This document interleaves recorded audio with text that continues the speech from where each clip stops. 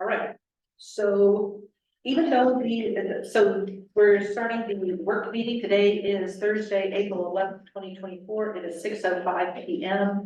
And this is the work meeting of the Virgin Town Council.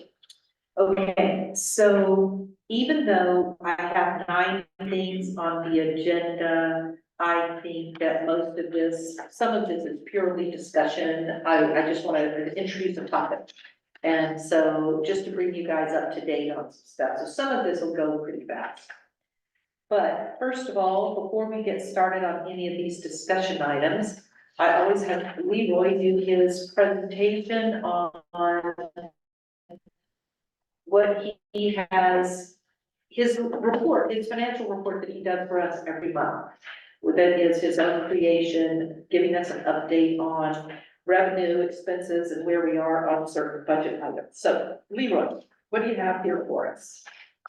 Okay, you should also have this one sheet in your folder. We're talking about that. Right? Yeah, okay. And I don't know if I've ever explained it to this town council, but I can get to the other stuff. What it is doing is comparing income and expenses to the budget and where we should be here today on the budget. So if you go to total taxes, you see that the actual is how much funds we received in March.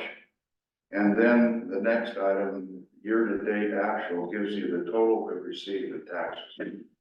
And then year-to-date budget, that takes our budget, which is the next item of 441,000, and looks at it on a 9 for the 9 months. So it's 1/9 of 12, since we're on a 12-month.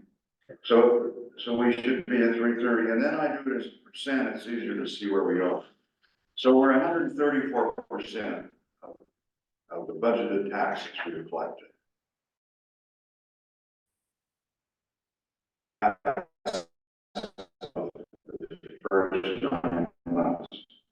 We should be at 70, and that's the last line. Our income and expenses to what we originally budgeted. And the budget that's on here takes into consideration the 2 amendments we made to the budget during this fiscal year. So 110,292 collected during March for a total of $890,222 in total. And that equates to 131% of what we budgeted for the first 9 months. And we should be at 75. If you go down to just to the bottom of that first column, you can see we have total expenses for March of 60,746. And when you subtract that from the total income, we end up with a revenue plus of 49,546. And year to date, we have a revenue plus of 264,295. I was a little concerned last month because we had a negative figure in the actual, but you know, it's coming up.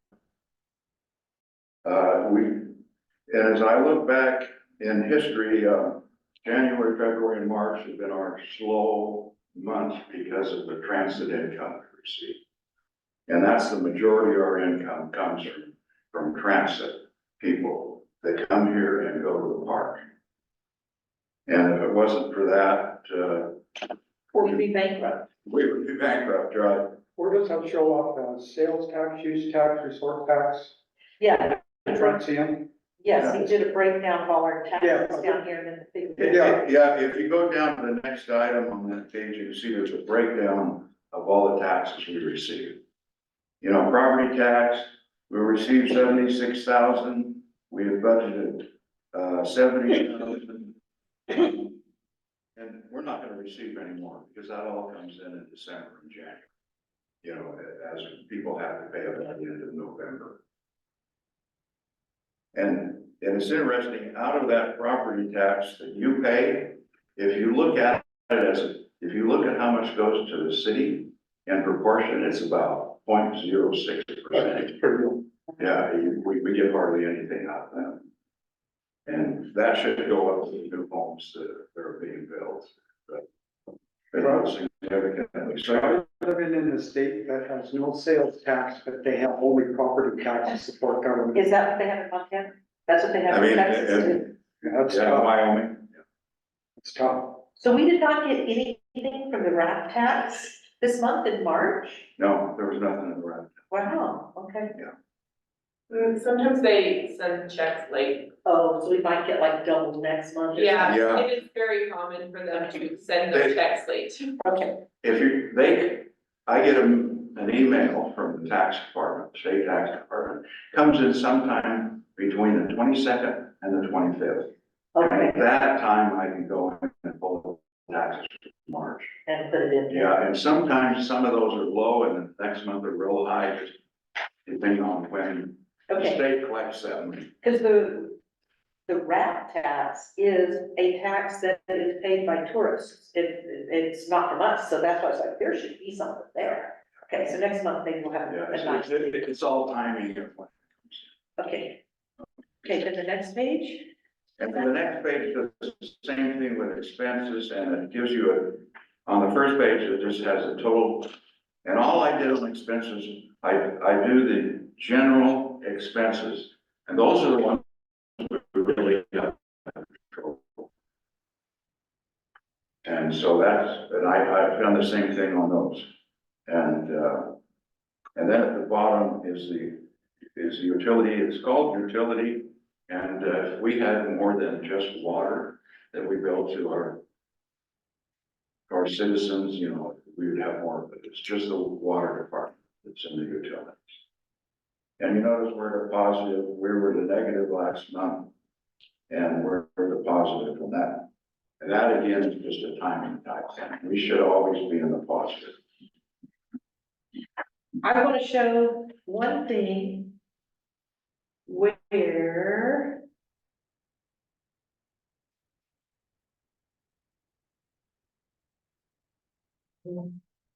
So the I'll have to- town, oh, go ahead, sorry. this thing says capital outlay hyphen town hall down at the bottom. Right? Wasn't that the renovation? It's a renovation. Okay, because where you have 2024 budget, you have $30,000. It should be 130,000. Yeah. Okay, so I just want you to know so that we Yeah, can do this for he next. probably month. hasn't adjusted that in his last. Well, it's in the budget that we got today. He fixed that to be 130. I just didn't know for your purposes, since you do this yourself, that you will want to adjust that to 30. You notice that negative 17,500, that was just an adjustment. He took it from one expense column and put it in another. Correct. Because it was put in the wrong. Yes. And because of that, because we had worked with this, the renovation of the town hall, and we amended the budget in December with some of these things, they just now are getting reflected. Right. Okay. All right, so, Any other questions? Or comments? no, I don't, it looks like we're doing. So our engineering expenses, the actual. That 15, what he did, well, you can explain that. We have engineering expenses that should be allocated to the new water tank. And they had showed last month under just general engineering expenses. Oh, my. So what we did was we moved them from there, and that goes against, there's $400,000 that the town of Virgin has to contribute to the cost of the water tank, and we have to pay that out first. So when we caught that, it was too late to adjust that financial statement. So what we're doing is taking that 15,000, we're taking it out of the 400,000. And we're keeping a folder, so the state, when they come and audit us, they can see we paid that 400,000 first. And he's actually setting up a general ledger account to show that. So is there something on here that shows the money that we're paying to the water tank? Not yet, this is really just what he does here, this is a report that Leroy Yeah, this is, does, and this is really just general things. So everything's Yeah. not on there. now you have access to the financial statement. And you can find it on it. If you go to the last page on the financial statement, the last 3 pages on the financial statement, it'll be utility. And there'll be a balance sheet first, and then there'll be income and expenses. Okay, so when you look at the folder called financial statements for the regular meeting, the report you saw I was in there, there's the financial statement and it's got all the general, and then it goes to roads, and then parks, and then water. And the water, for some reason, is called a utility fund instead of water. Yeah, I don't know why it's. It's called utility funds. A normal city has more than just water. Okay, so that is all for you, Leroy. I put the budget for the very end, and we did our budget meeting today, but I can explain what all we did today. I'm not gonna make you sit through this whole thing. I Just talk about appreciate the that. budget. Okay, I do, after all the talk we had today, you wanna talk about it anymore. Okay. Y'all have a good meeting. Okay. Thank you, Leroy. Bye. You know, if any of you have questions on that later, feel free to call me. Will do, thanks. Oh, Paul, thanks for the pictures. They're great. Oh, They brought back good memories. well, I'm glad they did. Yeah. Okay, so moving on to the agenda, and one of the things I've started doing with Leroy is having him come and do this report in our work meeting instead of in the regular meeting. So, and I put him at the first of our work meeting, then he come in, give us his updates, and then he can leave and doesn't have to sit through everything. And it seems to work out fine. You guys have any objection to me having him do the reports at the work meeting? No. Instead of the regular meeting? No, and Okay, actually no, it's reports, better. yeah, work meetings are the best place for people to come speak and do reports and then you leave the regular meeting action items. Okay, all right, great. Okay, I want to make sure that you guys didn't object to me. Yeah, which raises the question, are we ever gonna do at some point, rules of procedure? Yeah, Because that's where that would be all ironed out at. oh, okay. You just put it in the rules of procedure, but, you know. Yeah, we need to do, well, you had our joint meeting last Yeah. month. That was just to talk about land use issues. And then we need to do a joint meeting to talk about rules of procedure because I would like for there to be consistency. And I mentioned this before, we talked about rules of procedure, but I'd like to have some sort of consistency between the two, because right now, there's some inconsistency about what days items have to be handed over to the town clerk for the meeting, and they need to all be the same. And in fact, actually, the Public Works Planning Commission, the dates need to be, one thing that's not listed in the rules of procedure for planning commission is when items that are for public hearing need to be submitted to the clerk. It just says everything can be turned in 7 days ahead of time. It's like, well, that doesn't even allow for the 10-day public hearing notice. And now it needs to be even earlier, so whenever we do get to doing the rules of procedure for planning commission, there needs to be one thing for when it's a public hearing item or when it's just a regular discussion item, and you have 2 different deadlines. So, anyway, just for information. No, that's all, So I need to do another doodle poll and see when we can work out a joint meeting again that we can then talk about the rules of procedure. But I see what you're saying, that the rules of procedure, we could say at our work meetings, we could have some certain reports like this, and then they work better.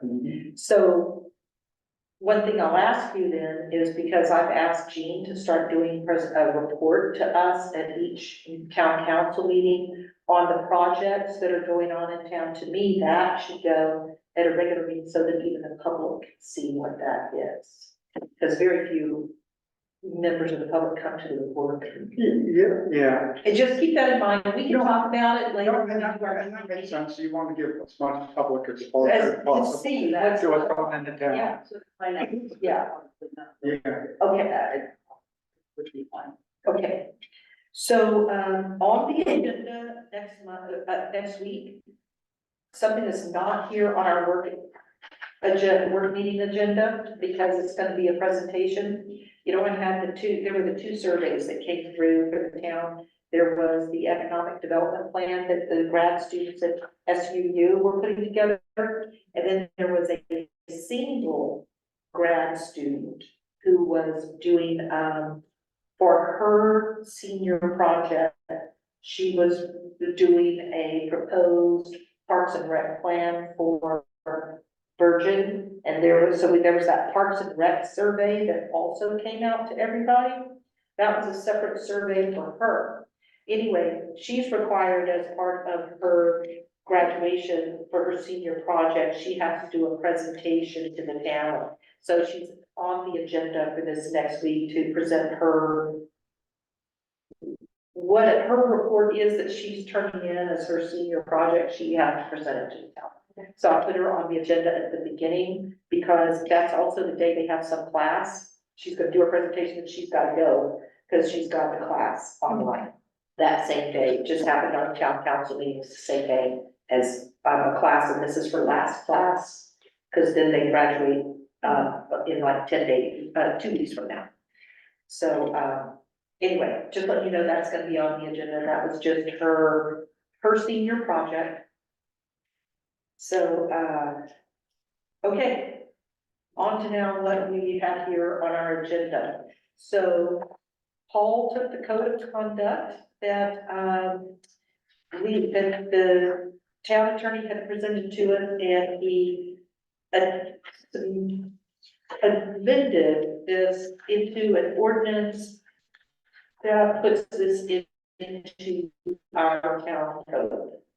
So all he did was he took this and added numbers for where it goes in chapter 3 of the municipal code. Otherwise, it's word for word the same as what we looked at prior meetings. Except for one exception, and that one exception, particular footnotes. Oh, that's right, you The mentioned. particular footnotes went under the section we were discussing. So they became a subsection of that section. So That way where is people that? don't have to, it's usually with the ones in there. When you see it, you'll recognize it because it's subparagraph 1, subparagraph 1, or subparagraph 1 and 2. It says ABC, it's on page 3. The Page- formatting you're saying. Yeah, the format, page 3, A, 1 and 2, that was footnote 1. Page 3B, subparagraph 1, that was footnote 2, and C, subparagraph 1, that was footnote 3. But they're not gonna be footnotes, they're actually. They're going to be actually- in here yeah. as 1, 2, and 1. Yeah, Okay, that's, got it. that's the only thing I changed, It's making. not the footnotes language, but I put it under that versus. There were one other issue, well, you got the change of the last. Yes, and I changed that, Yeah, thank you. yes. And then the other one is if you look on page 4, 3.08030, and paragraph G, third sentence, that's why I ran home and so I was getting the notes. Okay, I think he has got to state there.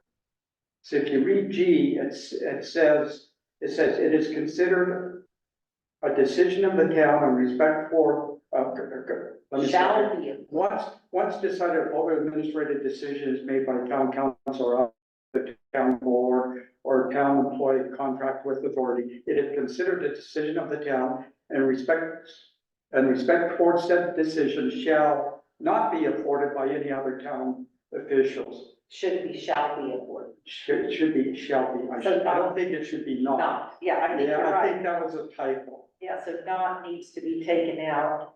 So. Yeah, and then, yes, and then I have some other suggestions, but they're my suggestions to the council member concerning the substance. But when you're ready, we can discuss those or, I'm perfectly fine to discuss these now. I think Marcy had some, I think when she was here at the last meeting, She mentioned that she had a couple of things, but I don't know if she wanted to make a change or if she just had a question. I didn't Okay. understand. Well, what we'll it find was. out next week. If you go to that same paragraph, the same sentence, wait, let's see if that. Read not, yeah, same paragraph, same sentence. Let me go back and read. This is on section G, Yeah, okay. I think that's what it was. No, I should have done. If I get on my notes on that, I think it's.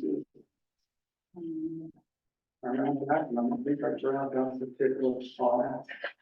Okay, so just let me take a look. No, we're in no rush. Paragraph 4, same paragraph, yeah, I think you should, he says shall.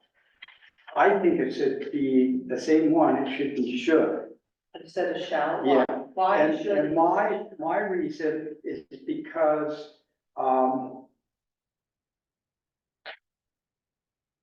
or we delete public and private criticism of a final decision, I think, not that one, I think it's public and private criticism of a final decision shall be avoided. I think that's, it's got some First Amendment issues. It's suppressing contrary, dissent or opinion. I think it should be should. Because if you're in a democracy, you have the right to criticize the decision that was made. Especially if you voted against it. Well, even if you didn't, a member of the public could say, I don't like your decision, I think it's bad for this reason, that's criticism. And I think that's gonna suppress or act as a choice. We say should, then it's different shall, we still have that in. So that's the one area we can think about for next week. I saw that. And then, or you just delete that sentence altogether. Which I think is probably better. That's much. G, the last sentence, public and private Page criticism four, shall be avoided or should be avoided. I think you just or delete delete the whole. delete that whole sentence, but keep the paragraph because we want to give effect to the decisions that were made. But I think the public has a right to say, I think you made a bad decision. Well, it's like, let me put it this way, I'll give you an example. Somebody came into the town hall the other day and was asking a question about something we voted on at the last town council meeting. And I was looking at it. I was looking at the ordinance and Chris was like, yeah, it was a unanimous vote. And I looked at it and I thought, why did I vote yes? I was gonna vote no. I told the guy that was asking a question, I said, I don't even know why I voted yes. I totally intended to vote no. And it was, well, why? And I said, why? And, but if this had been here, probably, I don't know that I would have said it. So I just wanted this, I was just using this as an example of the public criticism of your thing about suppressing First Amendment speech. Yet I sat there and thought, well, why did I vote yes? I was gonna vote no, yet I voted yes without realizing what I did. So, It's that old saying, if you can't stand what is it? If you can't stand the fire, get out of the No, kitchen. yeah. Can't stand it, get out of the kitchen, yeah. The other one was page 4, 308040. Subparagraph C. And the only thing I had a question on is the word offensive communications.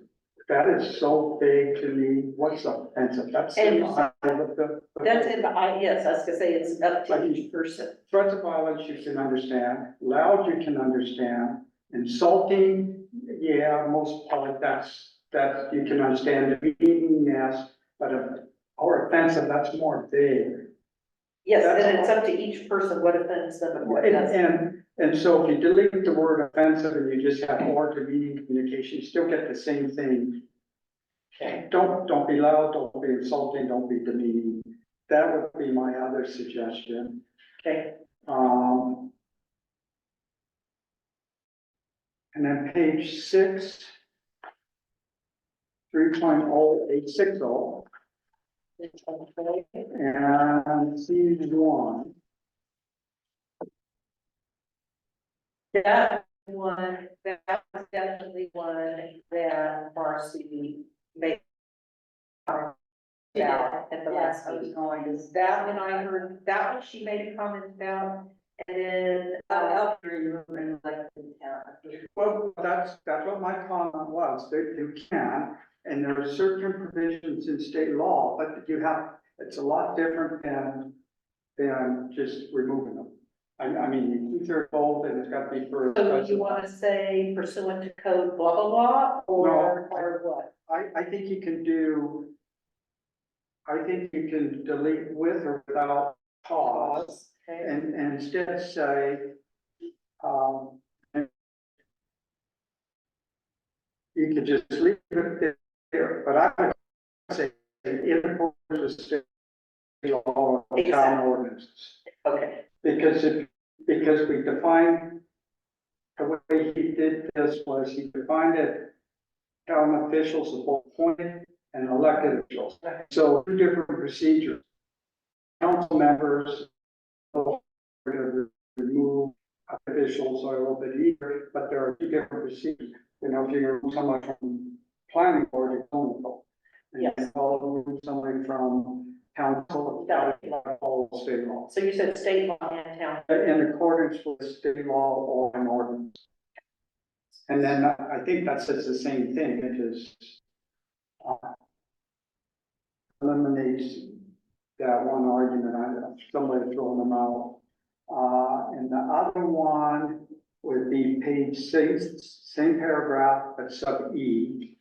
And what I would do is if any member of the public, town official, town employee and contractor, is that, I would delete town official. If any member of the Public public or or town employee contractor continues to breach these rules in a manner that disturbs, disrupts, or otherwise impedes the orderly conduct following an order from the presiding officer to cease the offending conduct, the proceeding, the officer may order the person. you want to know, Why? Yeah, why? because what authority do you as a mayor have? First of all, the I mayor. think it has to be a vote. It has to be, yeah, it has to be a vote. If it's town officials, gotta be a vote of the council. And I don't think a honest mayor would get a different mayor and that, I don't know who that mayor is.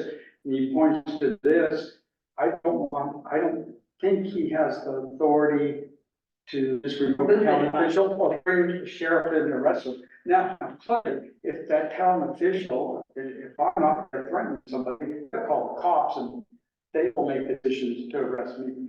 Or as a member of the council, you adjourn or not, and you want to expel me. So that was the only disclosure. That was it. This minor. Yeah, because I know the state code does say the mayor can expel a town council member only upon the vote of the town council. Yeah, cannot be the mayor but alone. Right, and Yeah. that's what that does. Okay. Yeah, and that was a concern. Or. Okay, So that does that, so. yeah, so in case, really, because the mayor may be gone and it could be the mayor pro tem who's running the mayor. Yeah, or if it's a planning commission, person, yeah.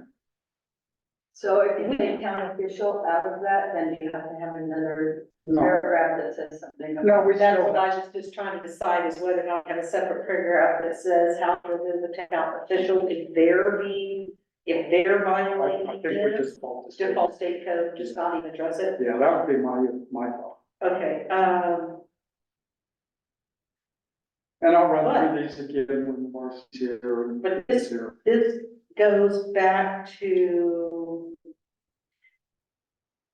your question, or what you were talking about, planning commission. The chairman, I don't code, does the state code give the chair, the state code doesn't say really much about planning commission at all, other than you need to have a planning commission, and that they can have their own rules of procedure, but other than that, they don't say a thing about how to run meetings or anything. No, that's because we're creating the rules of procedure for them. So in the rules of procedure, do we want to say in there that the planning commission chairman can eject upon a vote of the planning commission, another planning commission member if they're, Sure we can. okay, and Sure. would that be in rules of? That would probably be the rules of But procedure. that would be in the planning commission rules. Rules, yeah. But you could put that in our rules if you want to just quote state law too. No, I just wanted to make it clear that the planning commission has the same ability to do this. Yes, Yeah, yeah, and that's what happened when you combine the word town official and both on it and like it. And I understand why I did that, it's a lot easier than adding elected and appointed. yeah, elected, but just say town official.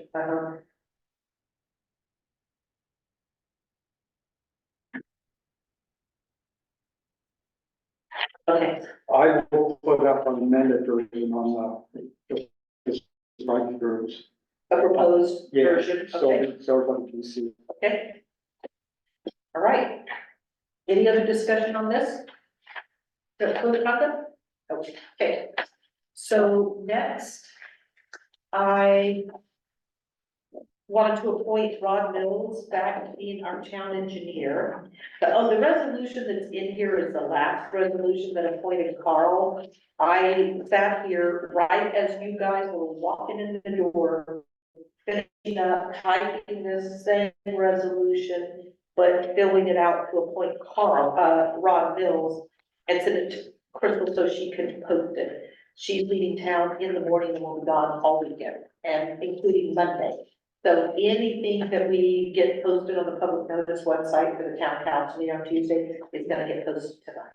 Okay. And so I typed this up and changed everywhere where it says Carl's engineering firm, and put in Rod and Rod's engineering firm that he works with. Otherwise, it's word for word the same as this. So I wanted to discuss about appointing Rod as engineer. So I prepared the resolution. If we agree tonight, we're not going to appoint Rod as engineer. If everybody has objections, then we'll just take that off the agenda and Crystal will post this resolution. But, I liked Rod as our town engineer. I worked with Rod as the town engineer when I was on town council. And Rod was the town engineer up until the very last month of Matt's administration. Yes, it's opposed to, I was very upset too. And, there was nothing I could do about putting Ron back in until They that. have the authority to do it at this time. Yes. So I had some dealings with Rod, and I think he's a real professional engineer. I like working with him, so I'm fine with having him. Okay, and I figured Marcy is because Chris and Rod got along great. And so I'm assuming that Marcy is gonna be fine with, Rod being town engineer. I have no problem with Rob being an engineer. My comments would be, twofold. One is, do we have an agreement? We're gonna have to enter into an agreement with them, financial agreement, and that's gotta be approved by the town council. So do we want to add if we can add something in here where we suggest it, let me know. We can talk I about. don't think that needs to be in here. I just think we need a separate agreement. Okay. He's a contract employee, we gotta figure out. I say we have any Carl. I do not know that we have one with Carl. I never saw one, but that doesn't mean it didn't happen the day of He this. probably does just like Keith does, he just charges. Just charge, he just sends us a bill, yeah. And that's all right for now, but maybe we should enter a contract with a professional services agreement, because then you can, include some liability, some professional insurance stuff in there. But then the second full thing I wanted to make a comment on is we really should at some point pick a date and say, all our contract employees, we're gonna go out for RFPs, request for proposals. And have them apply. If they get it, that's great. But then we've got request for proposals, we enter into an agreement. That would even include Heath, that would include Gene Garage, Ross, we have contract. That would include Rod, even though we do this. That would have to be a council decision, but that's a thought of mine. It's just at some point, let's just, I don't think that's. Yeah, ever been done. I know when the town hired Heath as the town attorney, that was before I was on town council. I know they did an RFP and they interviewed several attorneys and chose who they wanted to, hire. We do get to, one of the things I know, for example, with so many things going on in town, you start to run into a problem where we've got this firm on this project in town, this firm on this project in town, this firm on, who's gonna be left that could apply, that could come in and even submit based on our RFP, because they might have a conflict of interest. Yeah, well, and we did one for the fire board, and we really didn't have that many choices either Yeah. for legal counsel. And I mean, so that's yeah. that's another consideration too, is that's why small towns usually don't do an RFP, because there's just not many that are gonna. Yeah, and submit the board. So it's a matter, I don't say we should do that, I think we should at least have that discussion. Okay, At least have that discussion at some work session is, do we consider going out for RFPs on all our contract employees? Or an alternative, should we start to enter into some type of professional service agreement that's for so many years that gets reviewed after every year? okay, Because if they're performing services, then they should assume the liability for their services. They should provide a certificate. They should be like any other contractor with us that are providing certificate of then every if service. we move on, if you look at the stuff you have here in your folder, skip the next section where I have the questions, I printed out the questions from Marcy, Misty, and April, and go to this thing that has the town of Virgin head, this.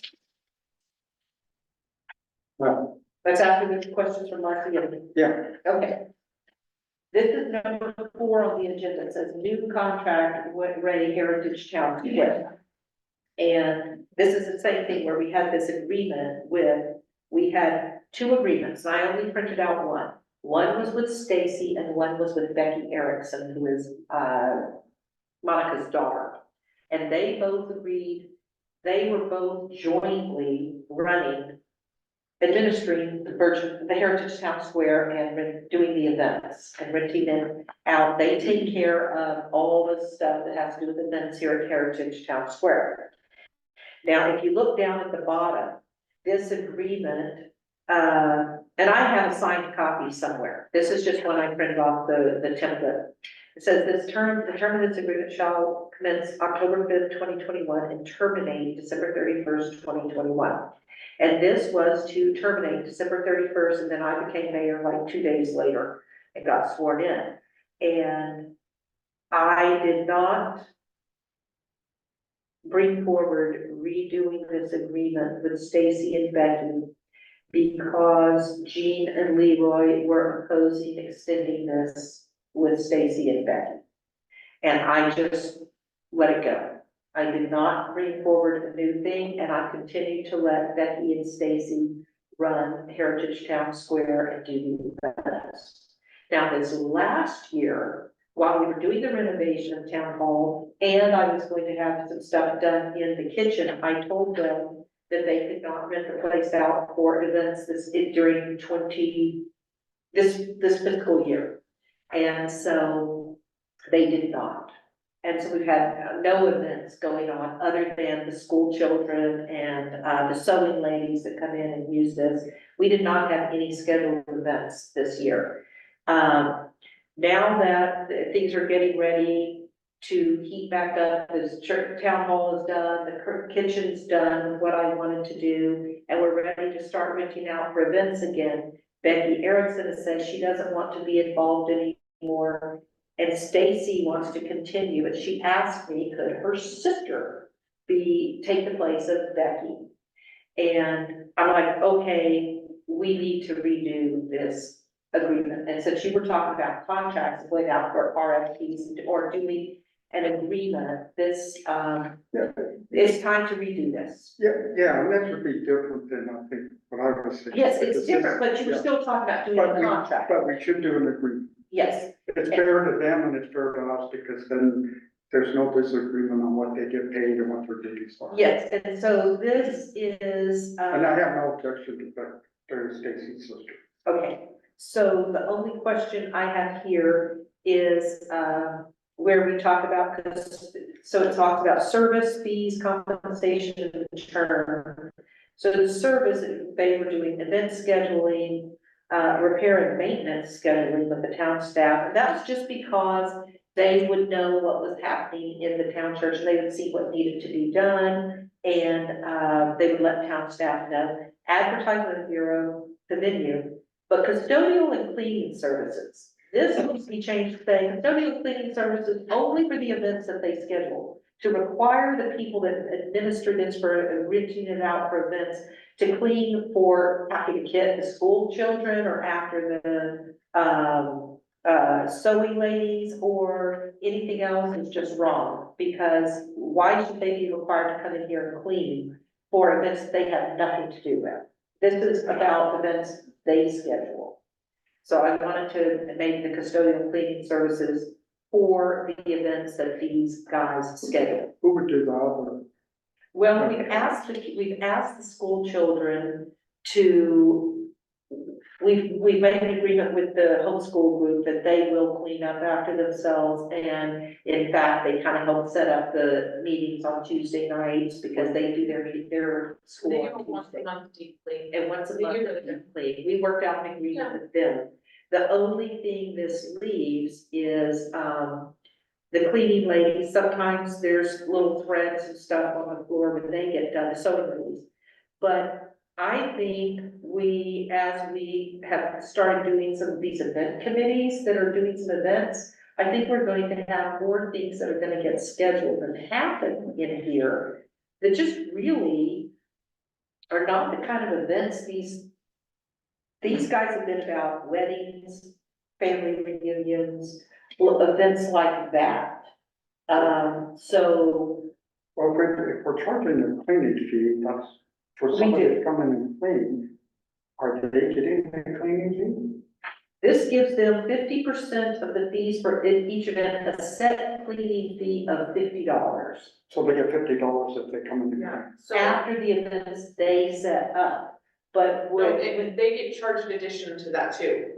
So when someone books it for like a rental, they have to pay an additional $50, so it's $800 plus $50. And $850, so And they get, Stacy gets the 50. they get the 50 because plus they work. half of the 800. And that, So the question is, do they want to continue on that arrangement? well, yeah, but what I'm saying is, if an event committee comes in, and let's say, we had the Easter egg hunt at Town Park, just recently. But those who did the event cleaned up after the event. If we had the Easter egg hunt here, is it really, if there's no cleaning fee charged, is it really fair to ask Stacy and her sister to come clean this building for an event for which we don't charge a cleaning fee, in which they have nothing to do with setting up the event? Or, yeah, no cleaning fees charged, I don't see why they should come Be in. required to, yeah, Yeah, okay. So my question is, why, so if we have an agreement with two people, why wouldn't we just have an agreement with the one person and then she can do whatever she wants with her sister or whoever else? Well, So that would She be can hire one sort of. whoever she wants. We could do that. What happened, I know what happened with this is that, they had sent out notice that, hey, we need somebody to manage the Heritage Town Square. And two people applied for the position. It was Stacy and Becky. They each applied. And Matt didn't know which to choose, so he just said offer it to them both. So we did an RFP and hired Paul. Yeah. So, anyway, so now Becky doesn't want to do it anymore. Stacy said, hey, can I do my sister, add my sister? So this is for us to talk about, and I can draft a new agreement. But I just wanted everybody to be aware that there was this agreement, it's terminated, and there'll be new people involved, and so I have to redo this. So I walked into that perfect for you. You set it did. up. It was perfect. That's why I was like, well, I'm gonna move on to number 4 instead of skip number 3. Now That's we're not going, why Caitlin has been coming in here and taking out the trash and still doing something lately. I'm sorry, what? Caitlin has been coming in here and taking out the Yeah, trash doing and some of the doing clean stuff. yes. And, Just extra because she's been doing it extra. This place gets used a lot. it gets used a lot. I Let's think take some temperature. it's gonna get used more. Okay, So that must include bringing the toilet facility in, right? they're supposed to, Yeah, they do. but, and it's fairly clean, but there's stuff that could definitely be better. I mean, it's kids cleaning and It's stuff. kids, so. Oh, But yeah, because it's not under this $50 fee. Yeah, this is only for the events that But in state. the summertime, there's no pool, so the kids aren't doing a deep clean in the summertime either. Yeah, there's no pool in the summertime, that's true. So as far as whether we add Stacy's sister to this, I don't care if we add her or if she hired by Stacy, whatever their preference is. Okay. yeah. All right, I mean, there's nothing wrong with having both names to sign the agreement. yes, instead of doing separate agreements. You which just is what sign they it. have. Yeah. Okay.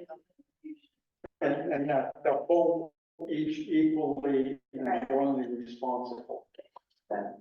But I have a question. Can we do this a little bit like? Track where all the money and everything goes to them and then they just cut. Now, the BMX track now is, we have to have Heath write a contract. I have a note here, I'm gonna talk about the BMX track on the bottom here. We closed that bank account Yeah. because in the past, I can't really remember, Monica that understands really why we had that separate BMX track and wrote checks for everything.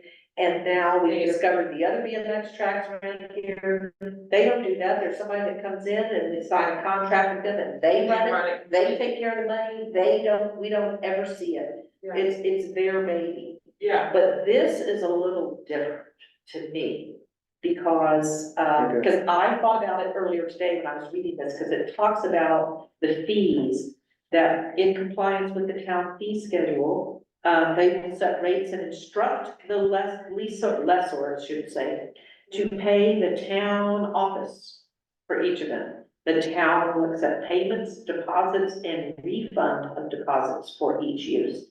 So I was talking about I think the money still should go to the town for the rental of this place. I don't think we should do it like the BMX track and have them take care of fees themselves. We're the ones who set the fees for using the place. We don't set anything with regard to fees on the BMX track. That's totally their thing. So because the town set the fees, I think the money should come into the town and go through our Yeah, bank. and there's another reason for that. Don't we assume, What? don't we assume liability for all? Yeah, we assume all the liability along with the fact that, yeah. You have no problem with Stacy, but if someday down the road we get somebody else, we don't want them to be handling our Our money. money. Yeah, so you wanna keep it consistent. Because the BMX track, we don't have the liability, the people that run the BMX track have the liability, not us. Yeah, So, we have the liability on this. okay. Okay, I always think about 1 year, 5 years, 10 years. Okay, oh, yeah, well, that's why some of What the things, happens when you're. When we're not here. Or all of us aren't here. I These contracts seem to go forever. I am with you on that. I have plenty of things that I've worked with where, that I've been doing that I keep in mind. How is this going to affect in the future to make sure that, we do this? We do This this is a right. one-year contract then, or? Well, they just did a one-year contract. This was really kind of, this wasn't the first time they'd had somebody to run the church, but they gave it a one-year contract. I don't know if I want to do 1 year, 2 year, or What's a it, termination, if there's any term or what. Well, if it's not a term, then probably you need to say something about if they are going to not do the work anymore. and They want need to give us so many days Yeah, notice. so many days notice, yeah. Okay. So either we do we do a 1 year, 2 year term, or we say it continues until such time as you resign and give us notice, adequate notice? Probably not a bad idea to do 1 year. I mean, I'm sure they're doing a great job, but I mean, it doesn't really hurt anything. Do 1 year and then. Then- Well, it is, and if things change, we don't, you know, we don't know how things are gonna change. Yeah, okay, So for a year and then it's, okay, all right. as long as it's for the year. So you can also add something about cleaning service and just say, specific to the specific. Yes, yes, specific to the events and not for anything else. And we want, yeah. And we want the ability, it says, review and agree upon writing by all parties for termination. We want the ability to terminate that contract Okay, solely at our discretion, ability to get out of the contract. okay. All right, so the next thing, we skipped over number 3, we'll go back to number 3, and number 3 had to do with the regional water supply agreement. So I went to go, I had a meeting with Zach on a Friday, and got answers to the questions that were submitted by Marcy and Misty. Then we were running out of time, did not have time to get to the April's questions. And so Zach and I, scheduled, Monday, the following Monday. And that morning I was getting ready to go meet with, Zach, when it hit me that all these questions were Marcy's questions and, April's questions. And that maybe April should go with me. So I called her, and she had 45 minutes to get dressed and go, and I picked her, she said, I can do it. And I picked her up and she went with me, and I have to tell you, I was sitting there in this meeting with April and Zach. So here we had 2 engineers that start talking water. And so I'm sitting there, and here's April here, and Zach here, and I'm over here, and the next thing I know, April and Zach are turned and facing each other, talking engineer to engineer, and I'm just sitting there. So we got information by an engineer talking to an engineer. We got information that I would not have gotten if I had been there by myself. And I was like, well, we got out, wow, what information I got. So I just had to tell you guys that, April came with me and we got it. Good meeting. It was a very good meeting. So, I have answers to the questions that, so I'll start with Marcy's and Missy's questions. And, let's see, who are these? These are Missy's questions. I'll do yours first, Misty, since you're here. So I printed out everybody's questions, and so this is Missy's list of questions. It started off, I read through Marcy's and April's questions. You asked if we had we have 2 engineering irrigation companies, what is the effect? Will they have an opening to seize control of those shares or take over the management and rations? Then his answer was this, the regional water supply agreement should have no effect. They will be interested in buying any irrigation shares if they are available, whether we join the regional water supply agreement or not. Anybody around here wants to sell their irrigation shares, they'll be interested in buying them. But They can't they, just take them, or but they can't. can't, This they, doesn't give them an opening into. 'Cause Correct. We have the oldest one that hasn't become absorbed run by by them. the city or absorbed by them, so that's where my question I came. don't know if they have the power in the domain, I haven't looked. That's why I was asking that. It was a question that I've been thinking about. I've actually brought it up back when they first started coming in and discussing this. So, you said my second question may have been answered, but I cannot find it in my notes. Remind me what the ultimate cost will be for our residents, monthly rates, additional fees, and so on. He said current users will have almost no change in their bills. Very little, if any. The change is gonna be with new users. New users will be subject to a monthly surcharge.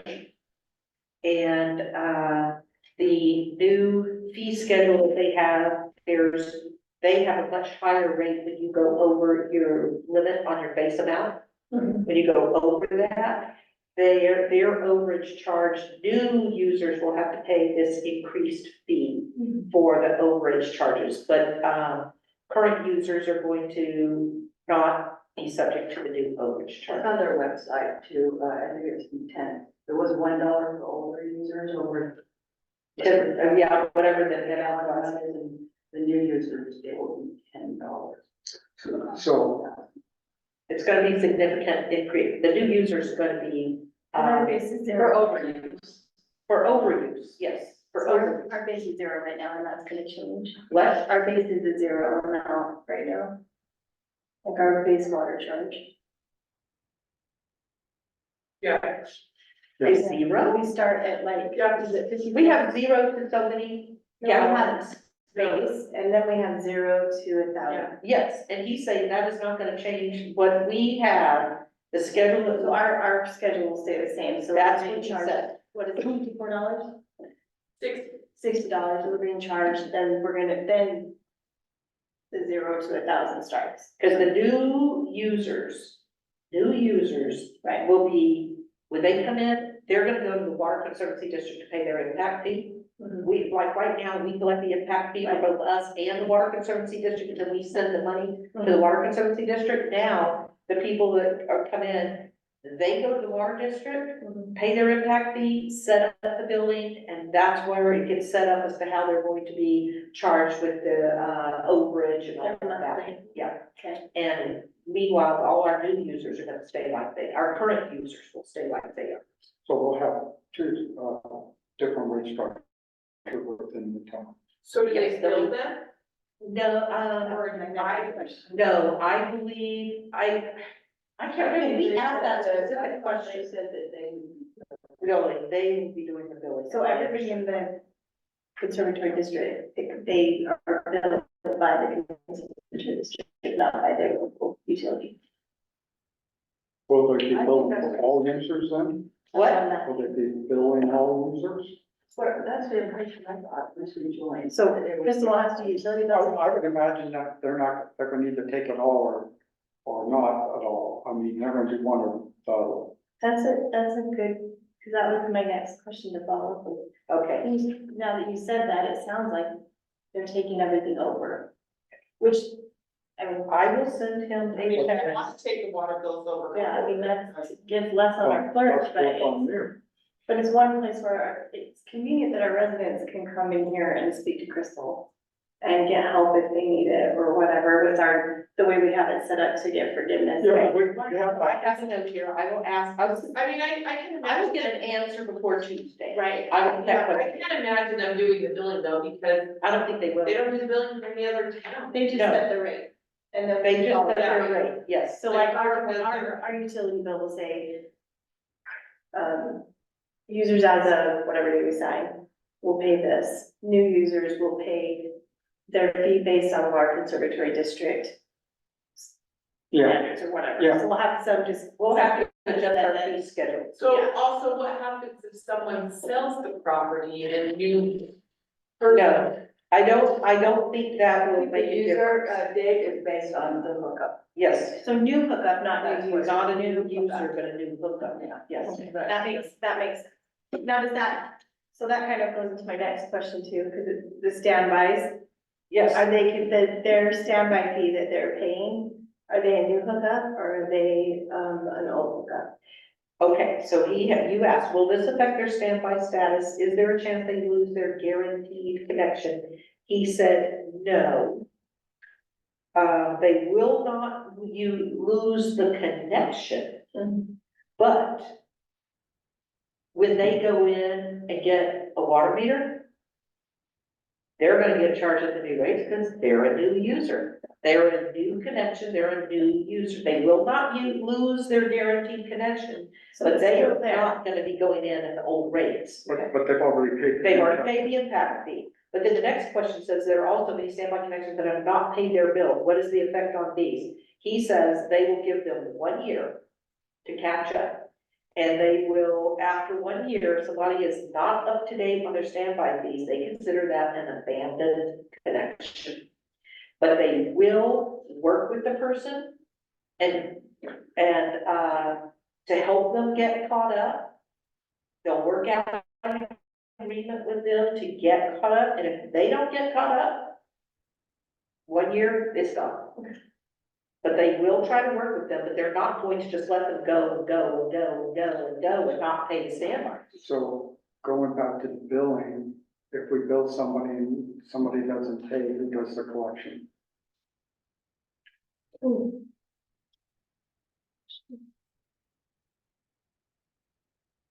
Okay, probably. Are you talking about just on standby fees? No. Or anybody who doesn't pay? Yeah, if somebody doesn't pay and it's 1 month, 2 months. Well, Absent our agreement or. Yeah. I'm assuming if we're billing. I think pay, if we're doing the billing, that's still gonna fall under us. I think it's still gonna be that. I think we just need to make sure, so we know who's on first and I what. think it's still gonna be us. Yeah, and the I think- standby bill, would that be them or would that be us? I think that's us, but they're gonna keep track. on it. They will keep track on any standby They're connections, gonna but they're call not us, getting paid. they're gonna call us and say, hey, Joe Blow has 1 year from this date, start the process. Yes, they will keep track. And then in turn, when they call Crystal and they're, okay, I can't pay it, she says, okay, call the Water Conservatory District and they'll work with you. That's what I meant, that's my next. Okay, Sorry, my question expanded with that. yes, it always does. Yes. It's not just you, but every It's not answer bigger, gives then you it more just goes questions. bigger.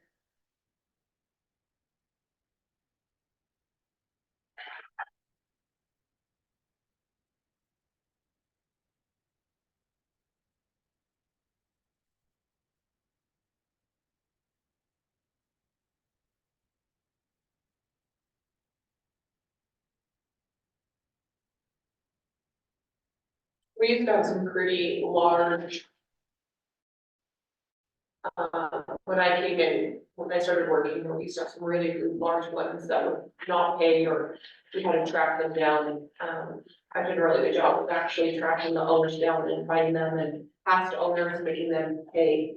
And we only have one that's currently living here and they know about it, that has let them, they know that they have a really big.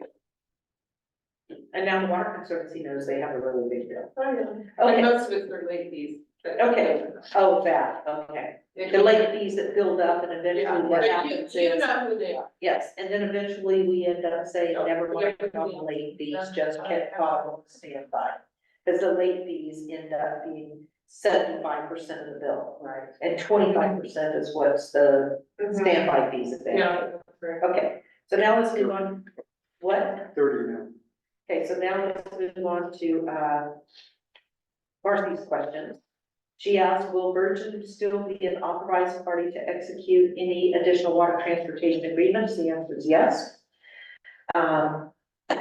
Then her next question, besides a reserved capacity in a proposed pipeline, what is the benefit of Virgin agreeing to a transportation agreement? Can Virgin impose an impact fee? He said yes, but you have to have a study done by an engineer to justify the impact fees. But yes, you can do that, but get your study. Um.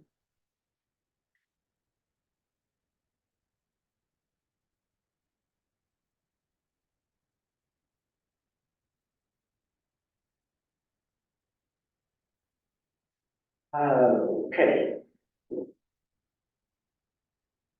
How is the residential equivalent impact calculated? Oh, again, that's a study by the engineer that does all that. Okay.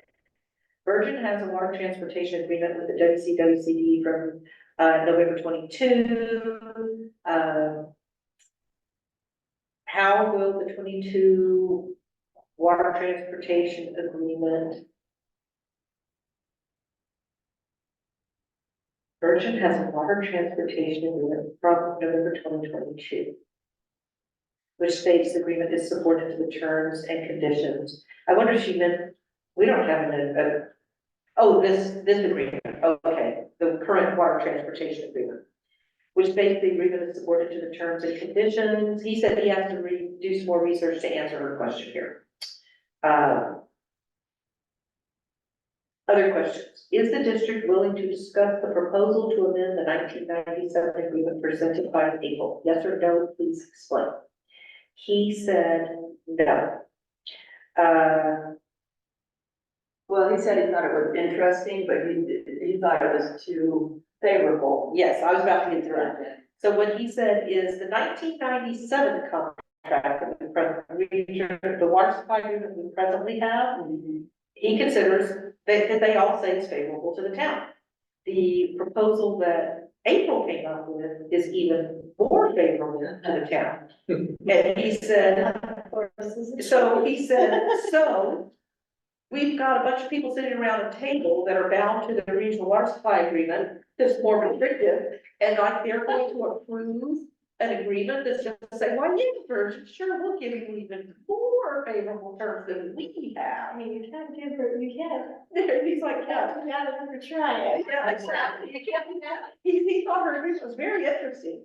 And so, in fact, one of the reasons I called April, to see if she wanted to go with me on Monday when we were answering her questions, is because he was sitting there looking at her thing, and he's like, who wrote this?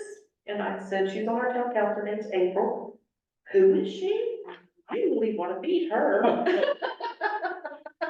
So that's when I woke up that Monday morning, I'm getting dressed, I was like, April, what are you doing today? She's like, just waiting for my daughter. I said, can you go with me in 45 minutes? I'm leaving in 45 minutes to go to the water. Yeah, I can do that. I was like, oh, this is the best meeting we ever had. It was great. Okay, if the town joins the 2019 regional water supply agreement, I understand there may be an effect on our irrigation companies. It is true, he said. What happens to irrigation water shares owned by various private citizens? They keep them unless they want to sell. If they lose them, how are they reimbursed and at what rate? What happens to all private infrastructure investment for investing for irrigation? He said it only becomes an issue, that if private infrastructure investment only becomes an issue if everyone in the irrigation company decides to sell their shares. But if there's individuals that are selling their shares, it's not a problem. But if everybody in the irrigation company says, let's all sell our shares, then the issue of the investment becomes a problem. If the irrigation water, if they lose them, how are they reimbursed? He says, well, if they lose them, they lose them. They don't get reimbursed for anything. Where it says, I understand there may be an effect on water irrigation companies. Is this true? No. What happens to irrigation water shares owned? He says they keep them unless they sell them. If they lose them, how are they reimbursed? And he's like, well, that's not their problem when you lose your share. That's got nothing to do with them. So that how they reimburse at what rate has nothing to do with them. Okay. Explain standby fees. Can standby promise be broken? This is similar to your question. Or he goes, no, only if they abandon the standby. If it is, how do people get reimbursed for the water impact fee? They don't get reimbursed, they lose it. No reimbursement. How do they get reimbursed for the monthly standby fees they pay? Again, no reimbursement. However, before they declare any standby fee to be abandoned, they will give plenty of notice and they will work with the people like I just explained. why would, and he laughed at this one, and I said, oh yeah, we had so many people ask this question. Why would we exchange something of such enormous value for higher price and loss of control before we have been given what our current contract promises us? Isn't it reasonable to join and pay the penalty while leaving Virgin with its remaining contractual hookups in reserve? And he said the board will never agree to that. In the bottom line, they want the connections, they want the money from us, they are not. He said the only reason several cities even agreed to us being allowed to become a municipal customer is because of the income into the regional, to the Water Conservancy District from those hookups. So they really raised their hookup fees. Too. Oh, I mean, yes. our hookup fees are ridiculously low. Their hookup fees, if you go look on their, website, it shows like a commercial, I think it's like a 2-inch hookup fee. Don't quote me, but it's like $100,000 more. For commercial. For commercial, For and residents. it all depends on the size. For residents, it was more like 13 or 15. 13,000 right now, but I do know They're gonna- from what they've said at the meetings I've been going to, that the 13,000 is right now, but in a few years, it's going to be $28,000. So what they are getting from Virgin by allowing us to join the Conservancy District is whatever remaining hookups we have, they'll realize the greater hookup fees, and then they can use it To support some of their policies, that they're trying to get more water and the reuse and the infrastructure improvements. So if we didn't have any hookups, it's possible left, that it's possible that they just may say. Right, but they may not let us in. If we use up, if we say, no, we're not gonna join, and we use up all our remaining water connections, and then we come back to say, well, now that we have nothing to offer, will you let us in? He said the answer is fine. But he did say that joining, one of the things that happens with us joining is that this does give us a seat at the table as they're working on, with whatever they're working on, with any infrastructure projects.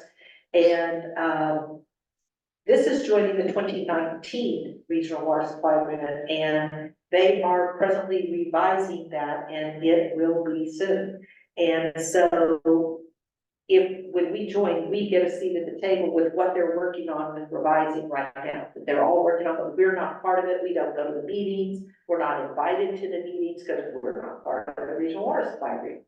But if we join the 2019 Regional Water Supply Agreement, then we get a seat at the table for what they're currently working on with revising. That'll be coming probably later this year, which I think is why they were giving us a deadline date of September 30th to join Ash Creek, was because I think they're expecting this Regional Water Supply Agreement to be finished with being revised right around that time.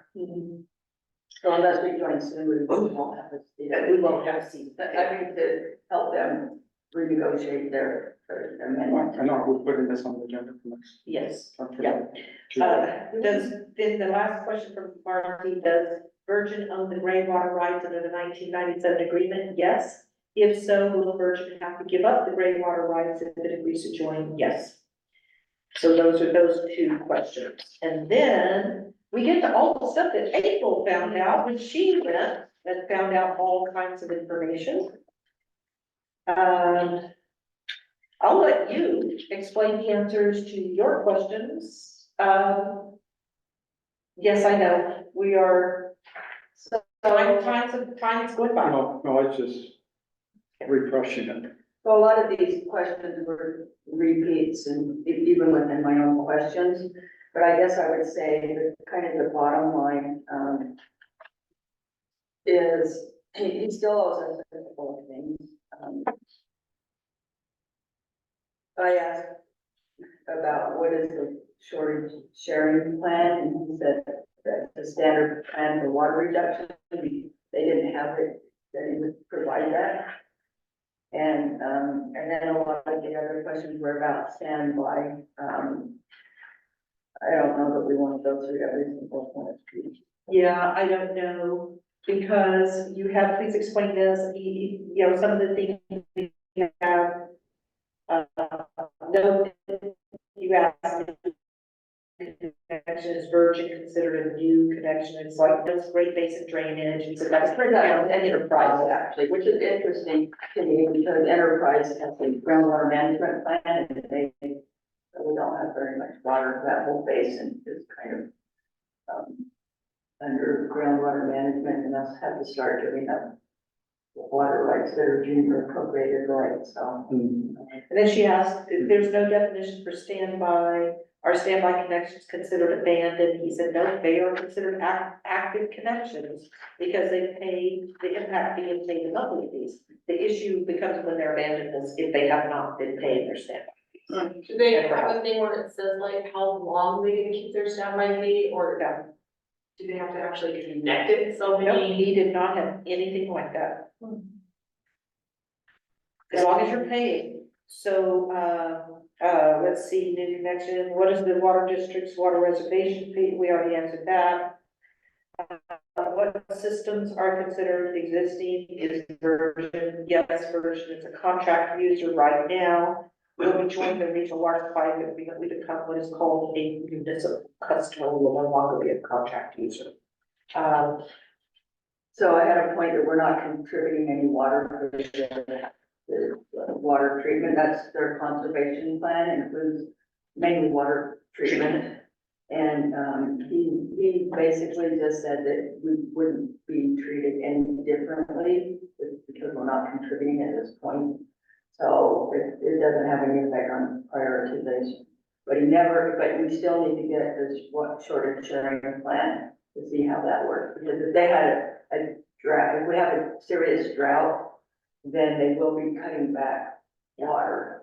And so I'm kind of interested in what their plan is, like how they cut it back. Well, I can tell you, under the 2019 regional water supply agreement, it says whenever there's a shortage, a drought, the contract users, which is what Virgin is, have priority in water, but the new revision that they're working on, they've changed that to say we're last in priority. So under the new revisions that they're gonna be adopting before too long, we lose all priority. If we don't. And then I assume. Right, we lose all priority if we don't do it. And I assume whatever group we're in for priority, whether it's contractor or municipal customers, based on percentage. Within that particular group, if they're having a water shortage and they have to cut back, it'll probably be based on percentage. Yeah, they have a separate drought contingency plan. That's a completely separate plan that I have that we can look at, but but it is a separate plan. That would be good. And then, I was asked him about, that's Article 19, it's talking about water conservation, and they really don't, and he agrees that their water conservation doesn't go far enough, but he did say that they're finding that they're using less water, Yeah, overall.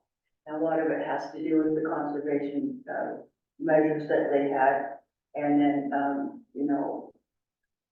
I think some of it has to do with the landscaping that people are putting in. I mean, I asked him because you still see a lot of grass everywhere. And some HOAs require that you have a certain amount of grass.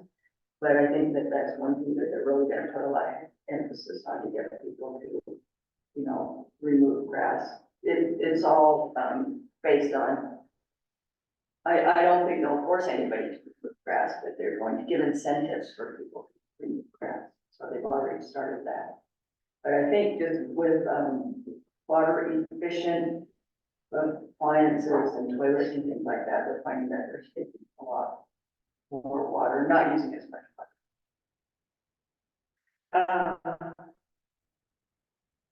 yes, that was real surprising. That was That how much water they have been able to save by this conservation plan. And one thing that does happen is if we join, we are required to adopt that water conservation plan in Virgin.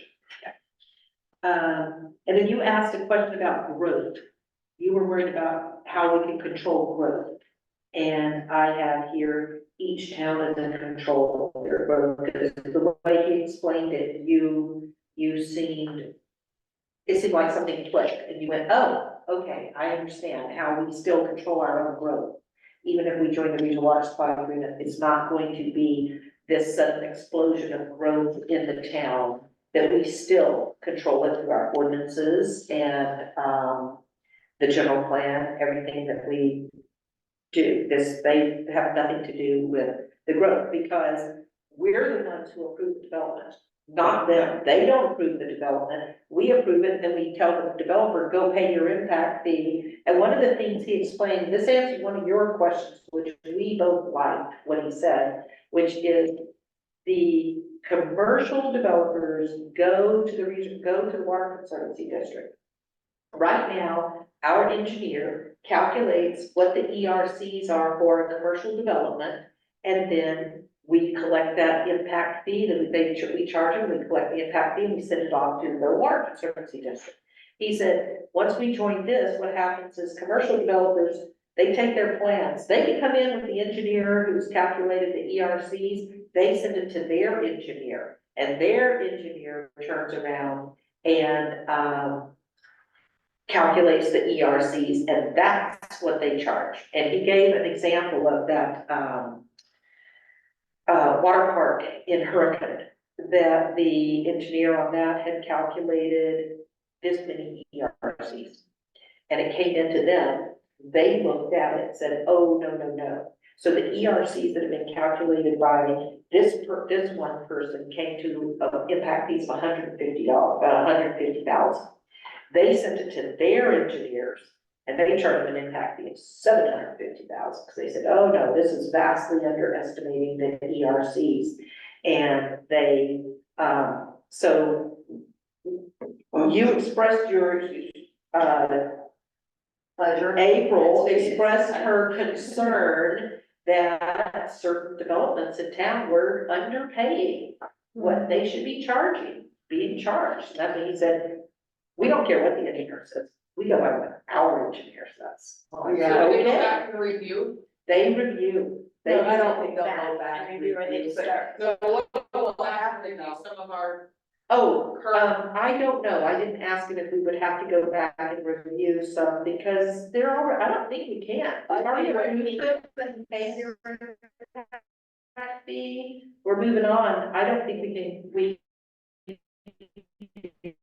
So what did it say about that is they will be charged for the water that they are using, and if they were underestimated with their ERCs, if the shot is important, it'll be more important paying the overages. Yeah. Paying their overages, so they're going to get their, not really go back and regulate impact fees at this point, but anything going forward. And I really like that idea because, you know, there's a couple of things. I thought joining the Water Conservancy District, we would be inundated with people that just wanted to, thought there was an unlimited amount of water, which means unlimited amount of development. And so we will just have, hopefully every administration will be cognizant of that and keep control of the growth. And then the other thing was that they would be taking a second look at what we are, what the engineers are determining are the DRC, because if you think about it, an engineer working for a developer might be tempted to say that the DRC is high. It should be, because then they won't be charged and the higher fee, and that engineer is kind of looking out at their client, right? So you have to take that into account. Yeah, which we should have really had a system like they did, which required all those to be reviewed by a town engineer.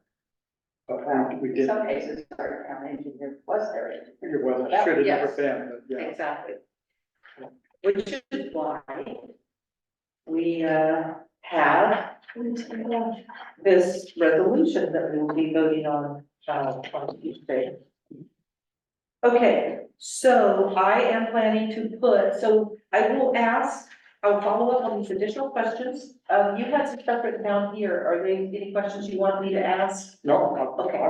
I'm ready to vote. Okay, so I have, we called Keith Snow this afternoon and he said, this has to have a resolution. So I have not prepared a resolution. After we get done here, I'm gonna try to come up with a resolution that Crystal can post tonight so that we can vote on it on Tuesday. I had just put on the agenda that we would vote to authorize the mayor to sign the addendum, and he said no, we need a resolution. So I have here a copy of the resolution that was the town, that he prepared and the town voted on in, 17th of January last year, where we authorized, he to pursue getting us joined into the water supply agreement. And so I can probably take a lot of his whereases out of here and use this for the resolution to then, have us. To Hey, say, do we know how many water hookups we have left? Crystal's been working with the Water Conservancy District on, giving them all the information, and what's the number that you have? They may be a little different by the time they get done with whatever it is they're doing, which I don't understand what they're doing, but they're doing something with all the information you gave. What they're having me do is just look up every account, Just, what's their purpose? Is their purpose to see? I if there's asked her today, what do you think if you construct a grid?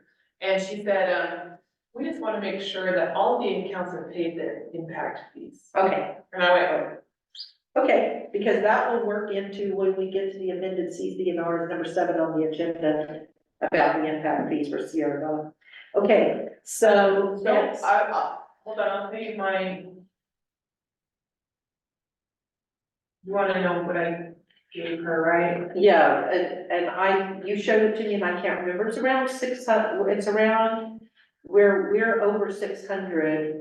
We're around 650 connections have been used so far.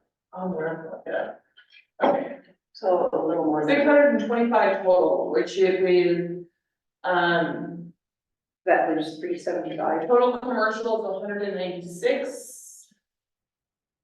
Residential 309, and standard 120. Okay, so that leaves 375. I've been estimating 350 this whole time. Actually, and when, I have two other ones that have been paid, Since then. no, that have been paid prior that we need to add in, so 6. Butler and Allen have paid, they don't got their meters in, so I don't have to count for them, because they're working on digging and stuff. So it's really 627. Yeah, 627, so you need that then. Okay. So 627 is what we have. All right, so. The National Scenic Byway, I just wanted to mention to you guys that, Virgin is not in the National Scenic Byway. We are in the State Scenic Byway, but not the national. And in our ordinance that was just passed this last town council meeting with the, billboards, because I was just updating Unicode today. And a part of this says, this section sets forth prohibition of billboards consistent with the general plan and the designation of SR 9 First Corridor as a national and state scenic byway. I'm like, oh, we are not part of the National Scenic Byway. The National Scenic Byway, Highway 9, from the highway from 15 to the park, is a National Scenic Byway, and Virgin is a little gap because Virgin refused to be a part of it. Oh, so Virgin is a gap. And so this Virgin is part of the Zion Regional Collaborative, which I mentioned here in this next number 6. These two kind of go together. Virgin is part of the Zion Regional Collaborative. It used to be something called ZC3 a long time ago, and they changed the name to Zion Regional Collaborative. And the Zion Regional Collaborative is about all sorts of, it started off as Bruce and I were building when they first started, when they first changed their name to Zion Regional Collaborative, and became a really big group of people working on tourism in the county and trying to relieve the pressure on Zion National Park and trying to spread the tourism out into the other parts of the county so that, there was, well, relieving the pressure on the park with so much visitation. And, the group has become smaller because some of what they were working on, the county has ultimately come in and said, we'll take over that. And just kind of took over, so example, the multi-use trail that's gonna come up and connect, that was their plan. And they were working on it and applied for a UDOT grant and got like $3 million or $4 million or $7 million, whatever it was, to work on the trail. And right after that, the county said, we're gonna take over this. And they took money and everything. Yep. So Design Regional Collaborative has become a little smaller because the county has backed out and said, we're not gonna be part of this anymore, yet they're taking over things that Design Regional Collaborative was doing. But one of the things Design Regional Collaborative was pursuing getting the the National Scenic Byway designation for Highway 9. And Virgin refused to be a part of it, and it was the previous administration when that happened, because the girl who was still the coordinator for Zion Regional Collaborative was on the agenda many times for the town council to come and try to get them to sign on to be part of the scenic byway, and they just refused. So in one of our meetings last week, that's when I said, what do you mean we're not part of the National Scenic Byway? She said, oh, you're in the state scenic byway, which prohibits billboards, but you are not part of the National Scenic Byway. And I said, well, what do we need to do to get it? And she said she would pursue doing that for the Zion Regional Collaborative. And the next thing happens to be this number 6, which is this corridor management plan. So the Zion Regional Collaborative did a corridor management plan back in 2011. And that corridor management plan that's where they got the byway designation. And that scenic byway, that corridor management plan is on Springdale's website. Go to Springdale's website and put in corridor management plan, it pulls it up. And it was done by the 5 county association members. They did the corridor management plan.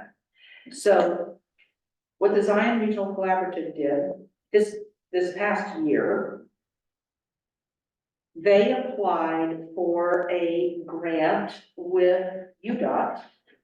And this grant is called a Technical Planning Assistance Program Funds. And they asked Virgin if we would be the sponsor for it. So what it is they were applying for a grant. And the only people who can apply for a grant are either a nonprofit or the government agency. And Zion Regional Collaborative is neither of those. And so somebody had to sponsor the grant. So they looked at all the municipalities that are part of the Zion Regional Collaborative. And the only town that had not applied for any funds from UDOT as a grant was Virgin. And so they asked Virgin, would we sponsor this grant? And I said, okay.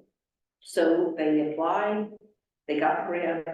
And what this corridor management plan is to try to get Highway 9 on the other side of the park, on the east side, all the way to Carmel Junction, to be part of the National Scenic Byway. And so, no, State Scenic Byway, sorry, State Scenic Byway. And so they applied for a grant, we got the grant. They got the grant, it's $56,000 is what the grant was that they were awarded. And the money is going to be released probably around the 1st of July in the next fiscal year. So what we essentially are is simply a pass-through. So they're gonna do all the work. All that happens is the money comes into Virgin. And we sent it out for an RFP for the consultant who's going to pursue this corridor management plan, which is where we're just getting scenic byway designation. And we just pay the consultant that we're just a pass-through for this grant money. And otherwise there was no one who could be the pass-through. Kind of like a sponsor. Sponsor, yes, they asked if we would sponsor. Okay. And so they got the grant. And so I had a meeting with them last week and they're like, okay, our entire responsibility is to they'll write the RFP, we just issue it. they choose who is going to be the consultant who pursues the byway designation and scenic byway designation, and then the money comes in and we pay them, and then that's the entire, that's our entire, responsibility here. So, but it'll take about a week. So in part of this conversation, when they were talking about pursuing the state scenic byway designation, is when they mentioned the national scenic byway designation. And I said, oh yeah, Virgin, blah, blah, blah. And they're like, no, you're not part of the national scenic byway. I'm like, what are you talking about? They're like, no, you're not. They said, would you like us to do the paperwork to get you guys as a national scenic byway designation? We still have to sign off on it. We would have to agree to it, but they said they would do all the work. And I was like, well, I will talk to the town council about it, about the fact that we're not in the national scenic byway designation, and do we want it? What's the benefit? We get a sign on the road that says we're part of the national I know, scenic byway designation. So what's the I don't know downside that, of it? Like, is there any, it's just a designation, what does it do for us? Other than we get a cool designation, but, I don't really know. I mean, you said the state keeps us from having The billboards. state scenic byway, right now, the state scenic byway designation Saves us from having. saves billboards. us, but this is why we had that billboard ordinance Right, run through really quickly, is because there was a bill in the state legislature to say that the state scenic byways could have billboards.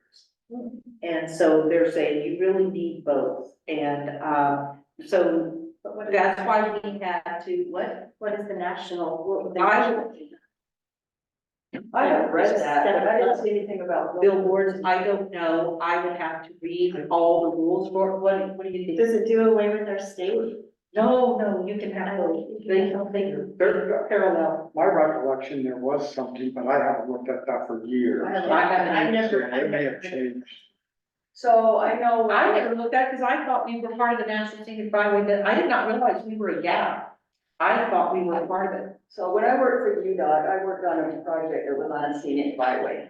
And I'm not sure if it's set up the same way now, but I know that the reason that they had this project on the scenic byway, it was a lot of pull-offs with kiosks, you know, it was talking about regional history and those types of things and places for people to pull up and take pictures and that, and it was the grant, I think some of the reason that they got that grant was because they were a national scenic byway with this federal money, and then it goes to UDOT. And I'm not sure if it gives us an advantage in something like that, but that particular project was, a lot of it was because it was a national scenic byway. That was Highway 2, by Deep Rice area.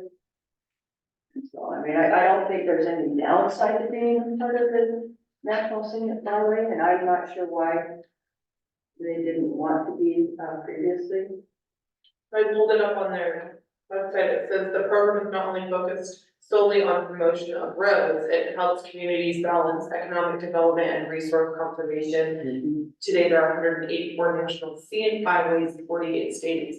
Of these, 37 designated scenic byways are all American roads, the highest in a roadway and claim.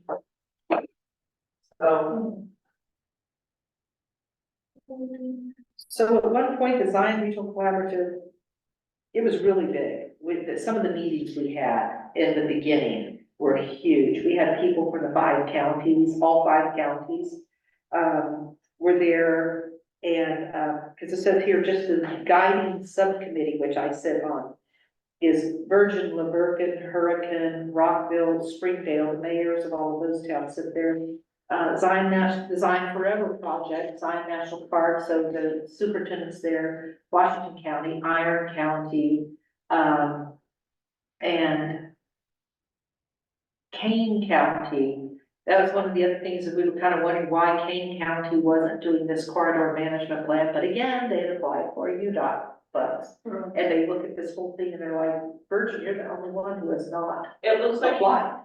it looks like when you go to like, Utah has one, but when you go to the national, when you travel the national scenic byway, you can click on them.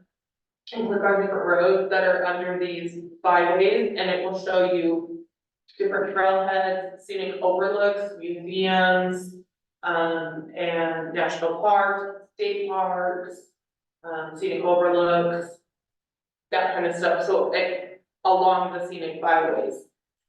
So it looks like they kind of try to point out when people are traveling those byways, the things that you can do along those roads.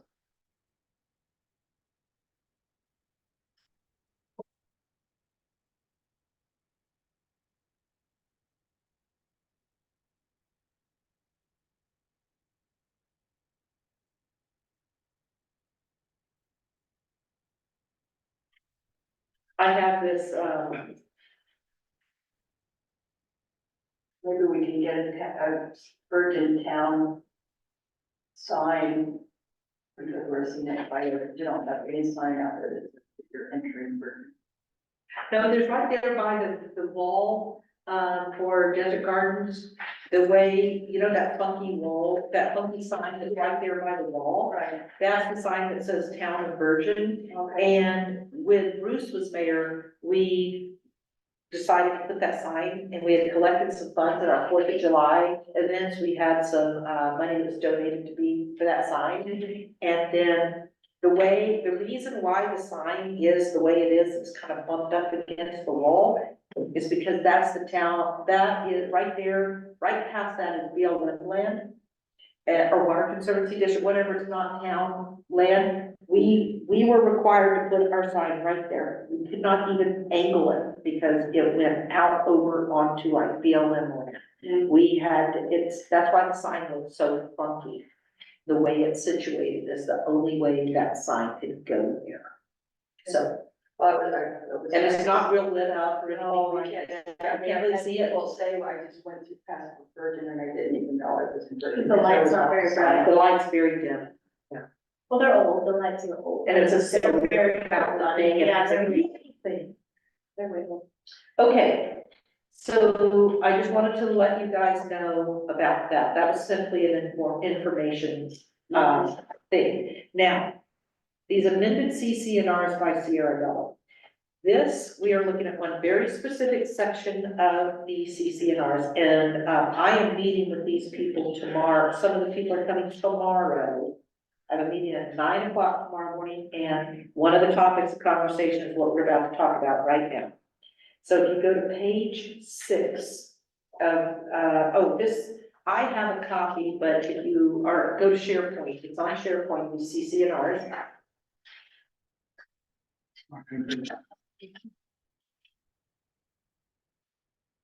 I had started to print out a copy for everybody, but it's 27 pages. Reading this thing. Yeah, I just said, I printed out one copy and I said, oh, I'm not wasting so much paper printing out 5 copies of this, so. So they're page 6 of 27? Yes, we're on page 6, and then go to 3.3.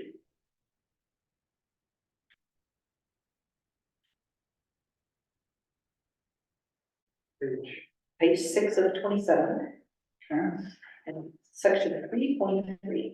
On your list, you better pull up.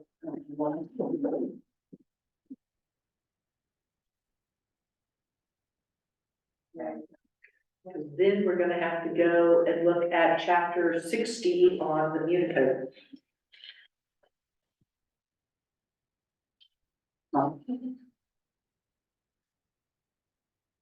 What section is 60? I will find it. Let me pull it up. I have to leave right at 8 Okay. for the daughters. So- Okay, after this, the only next thing really is to talk about the budget. And that's it, and I really wasn't gonna say a whole lot about the budget, just a little bit. Are we even, Hulu 60? Chapter 60. Yeah. And, I have some other issues related to Sierra Bella, but we'll discuss them after you're done. okay, Just for council outline, we want to get ahead of some stuff. okay, all right, So 3.3 says, notwithstanding Articles 3.1 and 3.2, to the extent the town of Virgin allows it, lots 1, 2, 3, 4, 13, 14, 15 shall be permitted to be nightly rentals. I saw that, yeah. And this is what, so I received a phone call from the realtor saying, is that, you know, this, I said, no. Yeah, I'm sorry, but, what our code, chapter 60, which talks about short-term rental, in subdivisions, only applies to new subdivisions, and you are not a new subdivision. One unit allowed to be It's short-term rental, now, because It's got a grandfather use. it's got grandfathered use, but these others, no, this is a new subdivision. I mean, this only applies, it says, it's for new subdivisions. Well, this ordinance was enacted after it became a subdivision. Yeah. Chapter 60 was enacted after it became. Yes, because they became a subdivision like 2006, 2007. And then this was enacted, and then these CCNRs were filed with the county April 8th of 2022, and I'm like, I've been mayor for 3 months when you guys did this, what on earth were you doing? And so I ended up in a call with them yesterday and asked, I said, how did you even come up with this? I said, we had this law passed in 2018, is when chapter 60 was enacted. What were you thinking? And they said that they had, worked with the previous administration, they were constantly calling to see, could it become a short-term rental overlay zone, and they were told, they said that they kept getting conflicting answers every time they talked. And I think I know what was going on here is 1, 2, 3, 4, and then 13, 14, 15, but right there where that house is, when you first come in. And I know what they were, whoever told them they could do this, because they said they got all these conflicting answers, and then they thought they could do this, and so they worked on redoing the CCNRs, and then they got filed in, 3 months into, the 22 year. And, if you look at the 60.02 D, it says, the purpose of this subsection is to establish procedures for designating an entire subdivision or a phase within the town where within the subdivision or the phase are capable of being used as short-term rentals. And so I know what they were thinking is this little group, because I know they've got some subdivisions in St. George and out toward Ivans and all those, where you go into the subdivision, and when you first go in, a little section is short-term rentals, and then you go back behind it, and that's the people that live there long-term. And they keep them kind of separated up to the front. And I know this was a similar idea, but this only applies to new subdivisions. That's what I'm saying, how can they, it's not Yeah, a new they can phase. change It's their, not a new phase. they can change their CCRs as much as They they want, want. but it doesn't matter. Doesn't affect us. Even a new phase doesn't No. designate a new subdivision, Subdivision, it's still yeah. Arabella. And so, And that's a phase of the master plan development, not a subdivision, Right. yes. And Missy, am I right, the house that's there is a short-term rental? Yes. Yes, it was, Only it was, when it was there's- old it's grandfather. designated a grandfather. And they're supposed to be getting the license, am I correct? Yes. Yes. They don't have a license? They never, Well, Well, we they can- need a if license. they want to preserve their grandfather status. There's 3 that have grandfather status that need to be given. There's the people up the road, but they have a license. Marcy, Archie, Marchie, they have a license. She does all the And time. the one at the end of town. Monty, Monty. Monty is he doesn't have a business license? Never. Well, Oh, better, Well, you need to better read let the them know. agreement, there's get a in. couple, they gotta there's get it. 2 agreements and make sure that. And who's the other, Margie right up and here. then up here is, what's their name? Scott, I wanna say Hill, I'm not sure it's Hill. That live in Sierra Bella. The one in Sierra. I wanna say the name's Scott Hill, but I'm not sure that's the right name.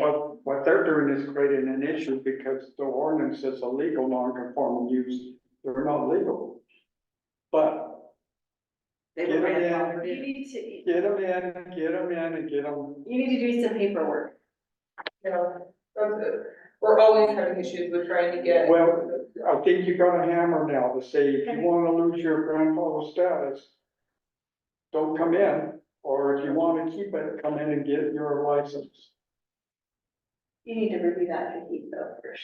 Well, we just, got access to the Granicus.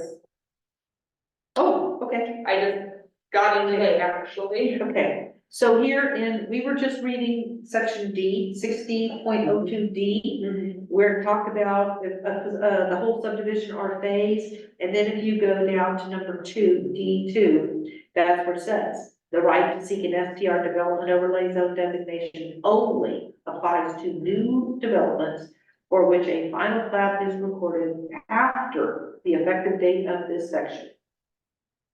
That contains more than 5 lots upon which 5 should be constructed, blah, blah, blah, blah, blah.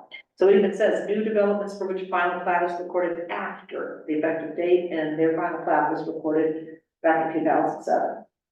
So it doesn't apply, and so Crystal said that after the, thing was posted, when the listing went live, that her phone rang all day yesterday with people asking about that. I had people coming in, celebrating, Yeah. lots. We made conditional or made short-term rentals very desirable in this town. Very much. CCNRs don't, Desirable, Yes.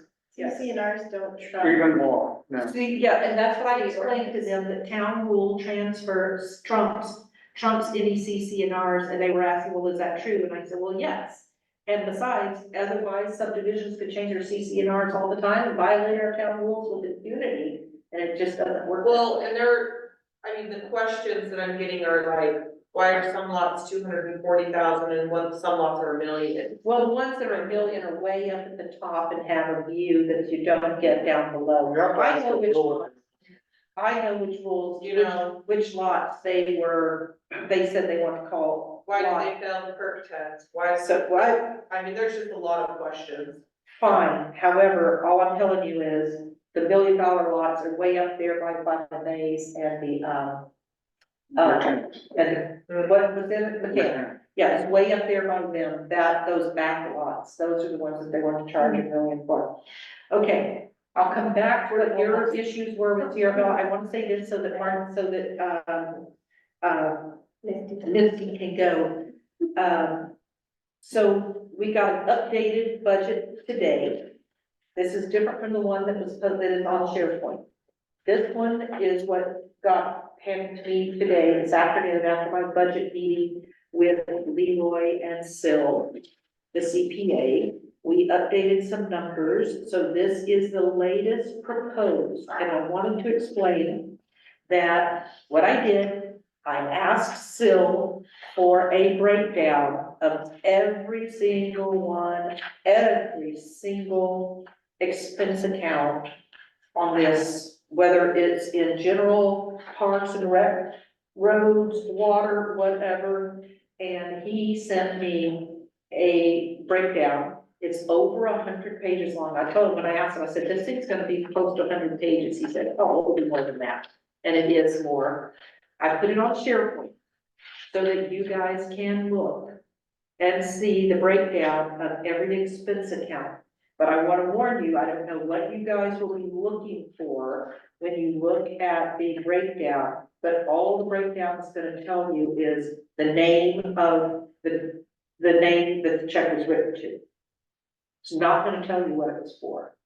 It's no different than when you get our check register that we approve each month that has the check register and then the amount. Nothing will tell you, it's gonna say, let me just pull one up. I'll choose one at random.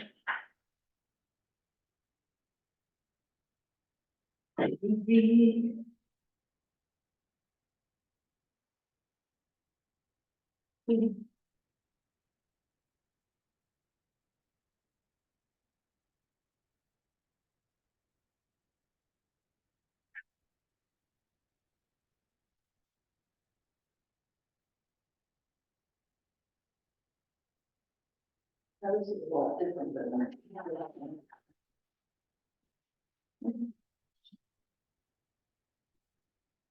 PL detail, that's the, Yeah. the name of it. Okay, so. Forget signs, checking, I didn't ask for that, I asked just for expense accounts.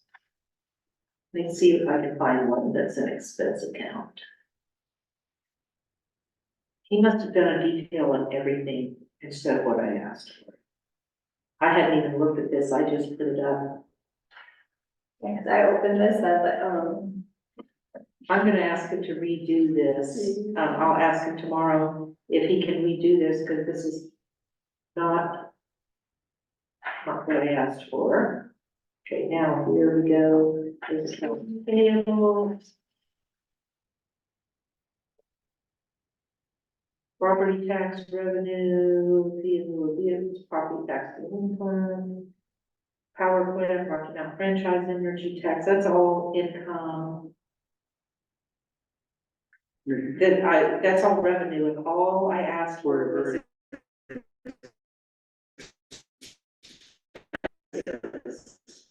expenses. Yeah. I'm trying to find the one revenue, my gosh. did you hit utilities yet? Utilities is way, I did the utilities. zoning administrator fee, Like fifty the, dash four, if you go to the very end, 50-4270 water line repairs. And then it lists the different dates and expenditures and who it was to. Description, has some of them. What page is that? Oh, then that's on page, if you go to page, what pages are you looking at? looking at page, 132, 130, 133.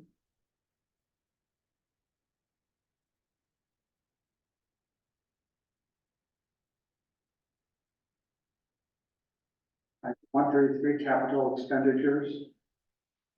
That's got all the expenditures. He just did the whole thing for everything. yeah, which And I that's all did, which is, I didn't, some of this I just didn't want on Yeah. there. But that's all right. We can each look at it and use what we. Okay, because so like, for instance, I'm on page 63, which says books, subscriptions, and membership.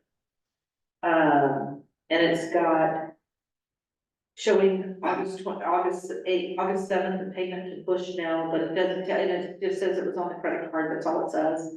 Next one says Remarkable, the next one says Clockify, but it doesn't tell you what it's for. I know what they're for. But this does not tell you what they are for. Then here's some membership dues. Can you print out what they're for? No, Okay, I didn't think so. no, and that's what we were talking about today. I had Becky Galvez come in to work a little bit with Leroy and learn a little bit how the budget process goes and what we do with Cassell and how Cassell works. And Cassell does not keep track of what these are for. It will tell you who it was, what account we charged it to, and if there is a memo, like a little memo line that shows up bottom of the check, where you put a memo, there is a place where he sometimes puts stuff in the memo line, but that's it. There is no other way to look at this and see. And you have to ask me or Crystal, what was this for, what was this for, because like, book subscription and membership, I can tell you what every one of these was So for. at least it's better than having a solid number and not knowing anything. Not knowing anything, Yeah. that's true, it's Get better a than little not bit knowing more anything. information, and if we need more questions, we can dig further. So you want us to go through and review that and? No, this was if you guys, If this we is wanted if you have questions. So the way you I do, wanted so the way you look at the budget worksheet.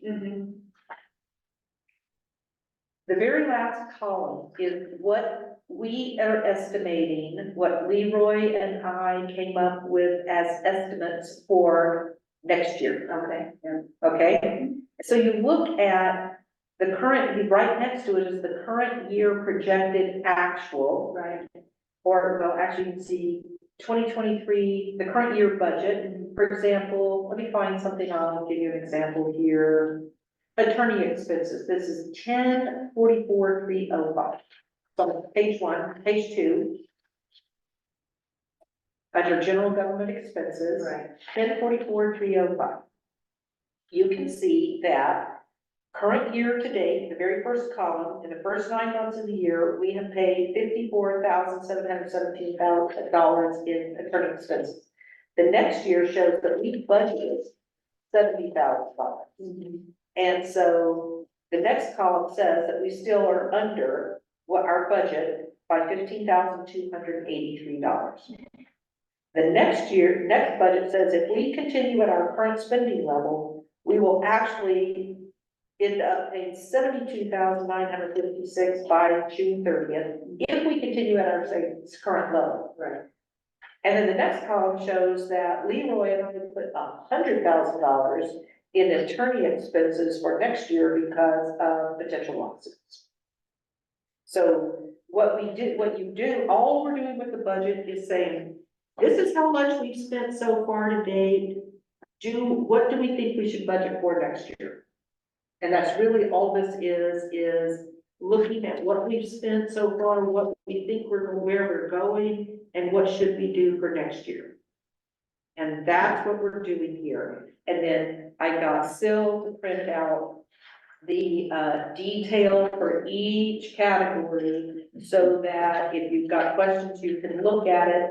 But some of these, if you've got further questions, you're gonna have to ask, what's this, what's this, what's this? Because I can look at it. It's like, earlier today, you were asking on Leroy's report. This report from Leroy, you were asking why there was a negative in engineering expenses, why was there a negative 15,000? And that's because when Leroy and I were signing checks, we looked at this one check for $15,615.22 that was going to Rod Mills Engineering Company, Galloway. We took one look at that and said, you could charge the wrong account. This is supposed to be under the water tank. But we took one look at that check and we knew instantly that doesn't go there, it goes over here. So that's why I'm telling you with these things is if you ask me, I can tell you just about what all of these are. But you can't tell just from looking at Excel, because Excel is not designed to even keep that kind of information. There's no place for us to even enter the information that would break down where things, like, for example, in software expense, if you need to go, that's okay. Still looking at Leroy's report here, where I can look at this, let's see. We added a new category. I haven't added a new category for this next coming year of software expense. If you look on the page 2, it's 1044-239.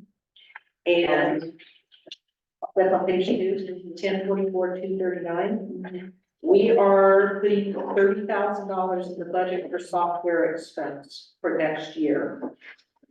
So far this year, we paid almost $17,000 in software expense. We didn't have anything in the budget. No, we did not. What it was, the reason we didn't really have anything in the budget is because this is a brand new category. I just created the other day. And to move some stuff into that category, I said, move this out of here, put this there, because it was nothing but software expense. And so we did not have it budgeted, because that's a brand new account. But the one above it, computer/web support, this is where. That's where it came out. It came out of that, yeah. And we moved it because that is what we pay for Les Olson every month for web support, and we've got some other things that go in there.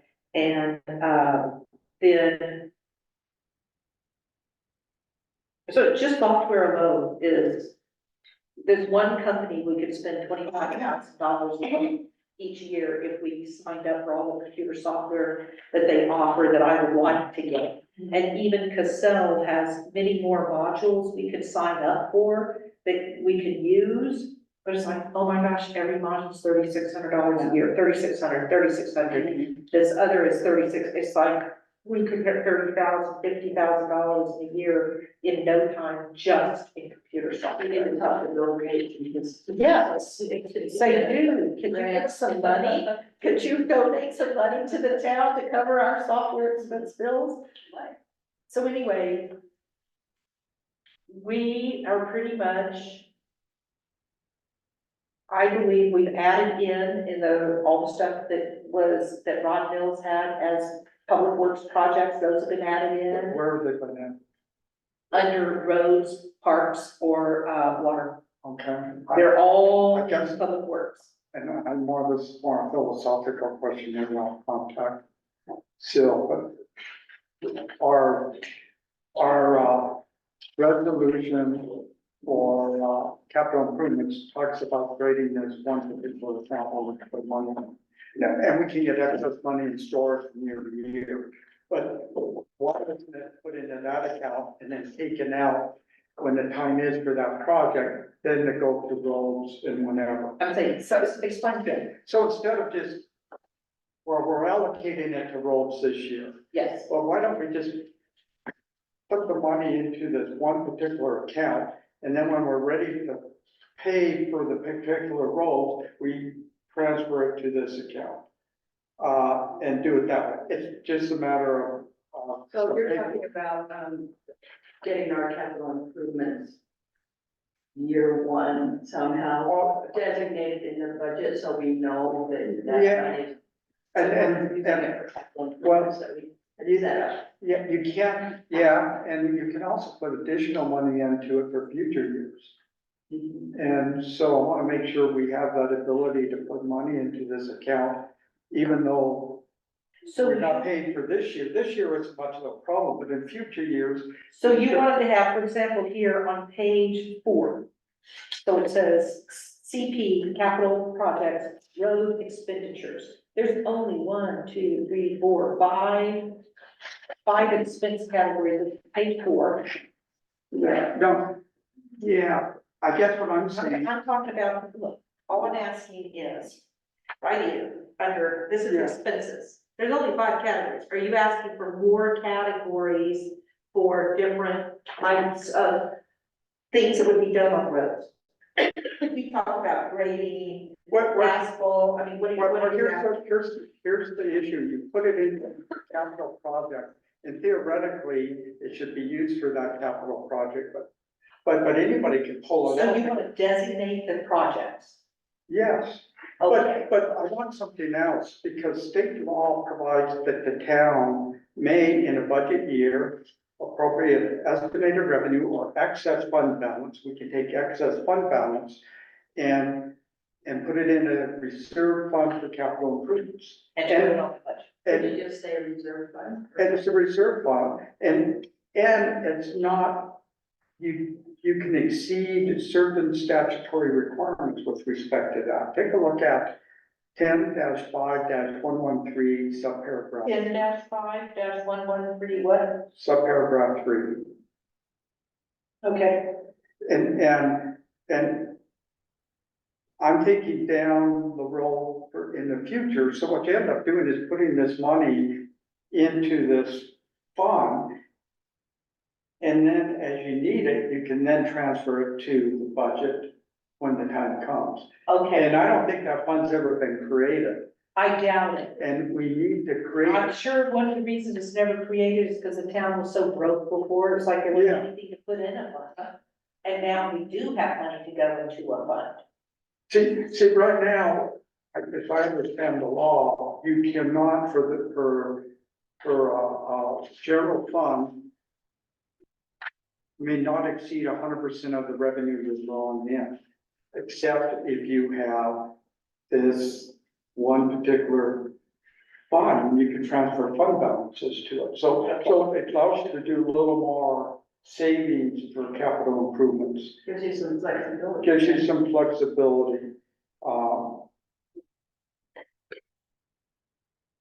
And the way we're doing it now, that's fine, And for this year, it's fine, but I wanna make sure in the future we're, Okay, so I'll look at this code section you're talking about, but why don't you, between now and Tuesday, come up with something that we can talk about at Tuesday's meeting where you said, we should have an account, this account number, this GL number with this title, I can do that, yeah. and to show exactly what you're proposing. Yeah, well, and some other budget issues are we gonna hire a town manager or something? What I have in the budget, we had, Leroy and I talked today about, I told you the other day when I was talking to Leroy, and he asked me what were my, project, what was I interested in doing? And I said, all I cared about myself was, the church building and, more employees.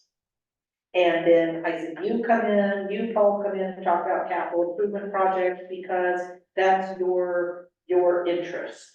But my interest was over here was the fact that we need more employees. And after we had our first meeting in March, but March 15th was the very first time that Sil and Leroy and I got together to talk budget. And after that meeting, it's like that day or the next day, I decided that, in my opinion, I think what we need next is not a town manager, but a town planner. I think we need a town planner to help with writing ordinances for planning commission, working with planning commission, and, the town manager can come after that. But I think a planner before a manager. And why not both at the same time? Well, I'm not sure we have. Well, that's the question. Yeah, I if mean, we had enough money, I would go with both at the same time. I'm not sure that we have enough money. I'm afraid to overspend. I don't want to overcommit to something that we would later regret, and go, why did she do that? So I guess that's the question to Leroy is, do we have enough money to do both employees? Yeah, because we were already talking about whether or not we had enough money to do the church. And so that's why I'm like, oh my gosh, how, so, Is that price still? we'll talk about it in the closing meeting next week on Okay. Tuesday. Okay.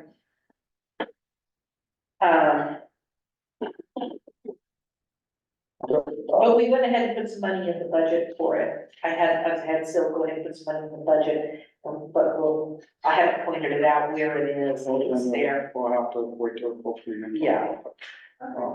And then some other things that I know we've talked about past year is providing a small stipend to members of the capital. Oh, well, I think they need it. Yes. Is that in the budget? No, I did not put that in the budget, but I will make notes. This is why we're having this first meeting. That's why, Tuesday. right. That's why this first meeting Tuesday, and the public has anything. So we're doing it another time. So that's something to think about. And then the other one was I know at some point we got to formally designate Randy. Yes, I was going to put that on for Tuesday, but when I Right. realized that Crystal was leaving That'll town, be next month. I said, we'll do it next month. We'll probably have the code enforcement officer next month too, so we can do code enforcement and the emergency manager at the same time. So then the question is, do you provide him a small stipend? Oh, yes, Then we- absolutely. And so does the current budget include that? No, and I did not, I need to talk to Randy, he and I never discussed what he would be paid. And so I need to work out with him what he thinks is a reasonable fee. And then we have to have agreement among at least 3 of the council people. Yes. As to what that stipend should be, Yes, even for the CIP committee.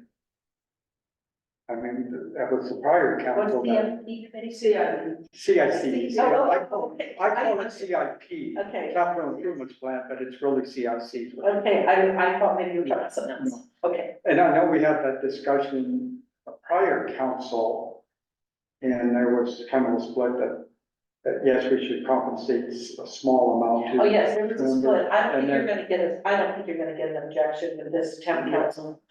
So you're thinking stipend for CIP emergency manager, can we afford both town manager and town planner at the same time? Yeah. Yes. And I will ask Leroy my other question, because he was gonna put some money into that fund for, sewer, which we haven't formally designated yet, so. Okay. He was thinking $1,000 a month to start off initially. He talked to, I heard him talking to Sil about something that was gonna be $1,000 a month, but I did not pay attention. At I'll have the to- time. I'll look through I was talking to Becky about something else, and I heard them talking about it. I will look through here, because he talked to me, I just wanna know where it's at, Okay. and if we're still doing that, and that's just the initial amount, I mean, that's not gonna, as fast as that sewer's gonna get here, we may have to increase that over the years. Okay, so, And that would technically fall under this fund I'm talking about too, because it's, it'd be a capital project. So, well, yes and no. so I have things. Yes, no, not really. Yeah, depends on how we pay it. Oh, we did put in when we first started working on the budget. Gina? Yes, but I have to pick up a rental car in 40 minutes in St. George Airport. I have to drive there. I heard you say something about a rental car a while ago. Okay, fine. Well, my 300,000 car mile is just champion. Well, we can end this very quickly. Why don't we can do the budget stuff, I guess, next week or Tuesday, but just for an FYI on Sierra Bella, it kind of. Yes, what's your issue with Sierra Bella? Well, no, it's comments I've heard since the signs have gone up, Whether that, but we need to start thinking about, first of all, that if the construction trucks are gonna go up Pocketville Road, if they turn left into Sierra Bella, that's not a problem. But if they start using Pocketville Road, they're gonna destroy our speed bumps. speed bumps. So we don't, first of all, they're gonna do that, but destroying the purpose we put the speed bumps there is to slow Slow traffic people down. down. Yeah. And prevent from using that, so we need to figure out a way, maybe create an ordinance that requires during construction in Sierra Bella that they make a left through Sierra Bella and they don't go down Pocketville Road. Okay, And I don't know how we do that, we can talk to Heath, but the way I came up with is maybe you do an ordinance that requires a building permit that they're put on those, so that's part of their building permit requirements. There may be another way of doing that.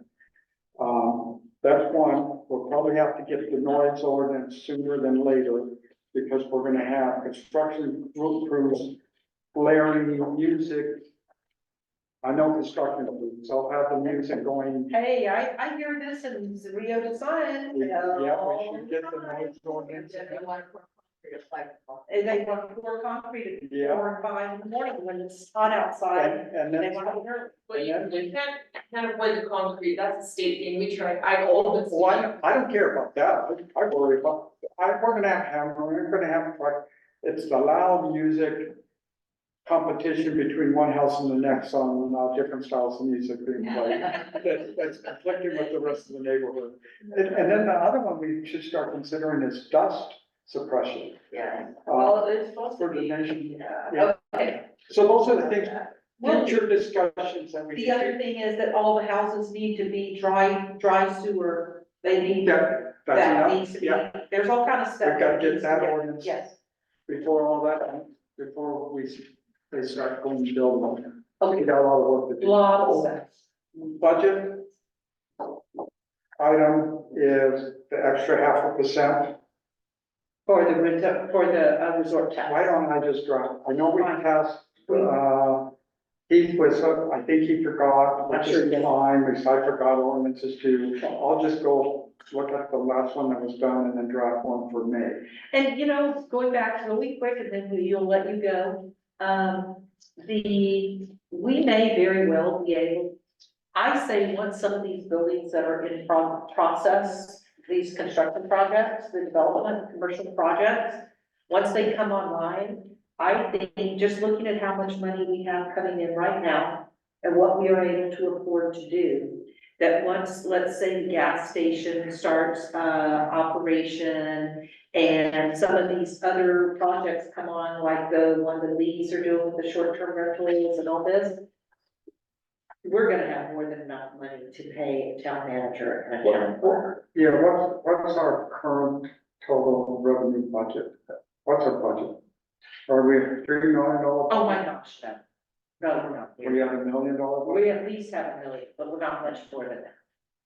And, so the other thing is, by the time we get ready to hire a town planner and a town manager, we're probably not gonna be able to find anybody if we don't join the Utah retirement system. We're gonna have to join the URS. And I have not even followed up yet with what money that would cost, but to do any further full Full set of your salary would be okay, because I think we're gonna have to do that to get any more full-time employees, we're gonna have to do medical and retirement.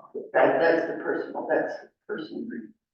amount, so I don't know what. Yeah, I yeah, don't know what it's- yeah, the government is a portion of that. Yeah, so, I think it's important to treat your employees well, and I think health insurance is very critical too. yeah, I agree, and the retirement, and I'm just saying that we're not gonna be able to hire these people without that, because that's gonna cost us some money.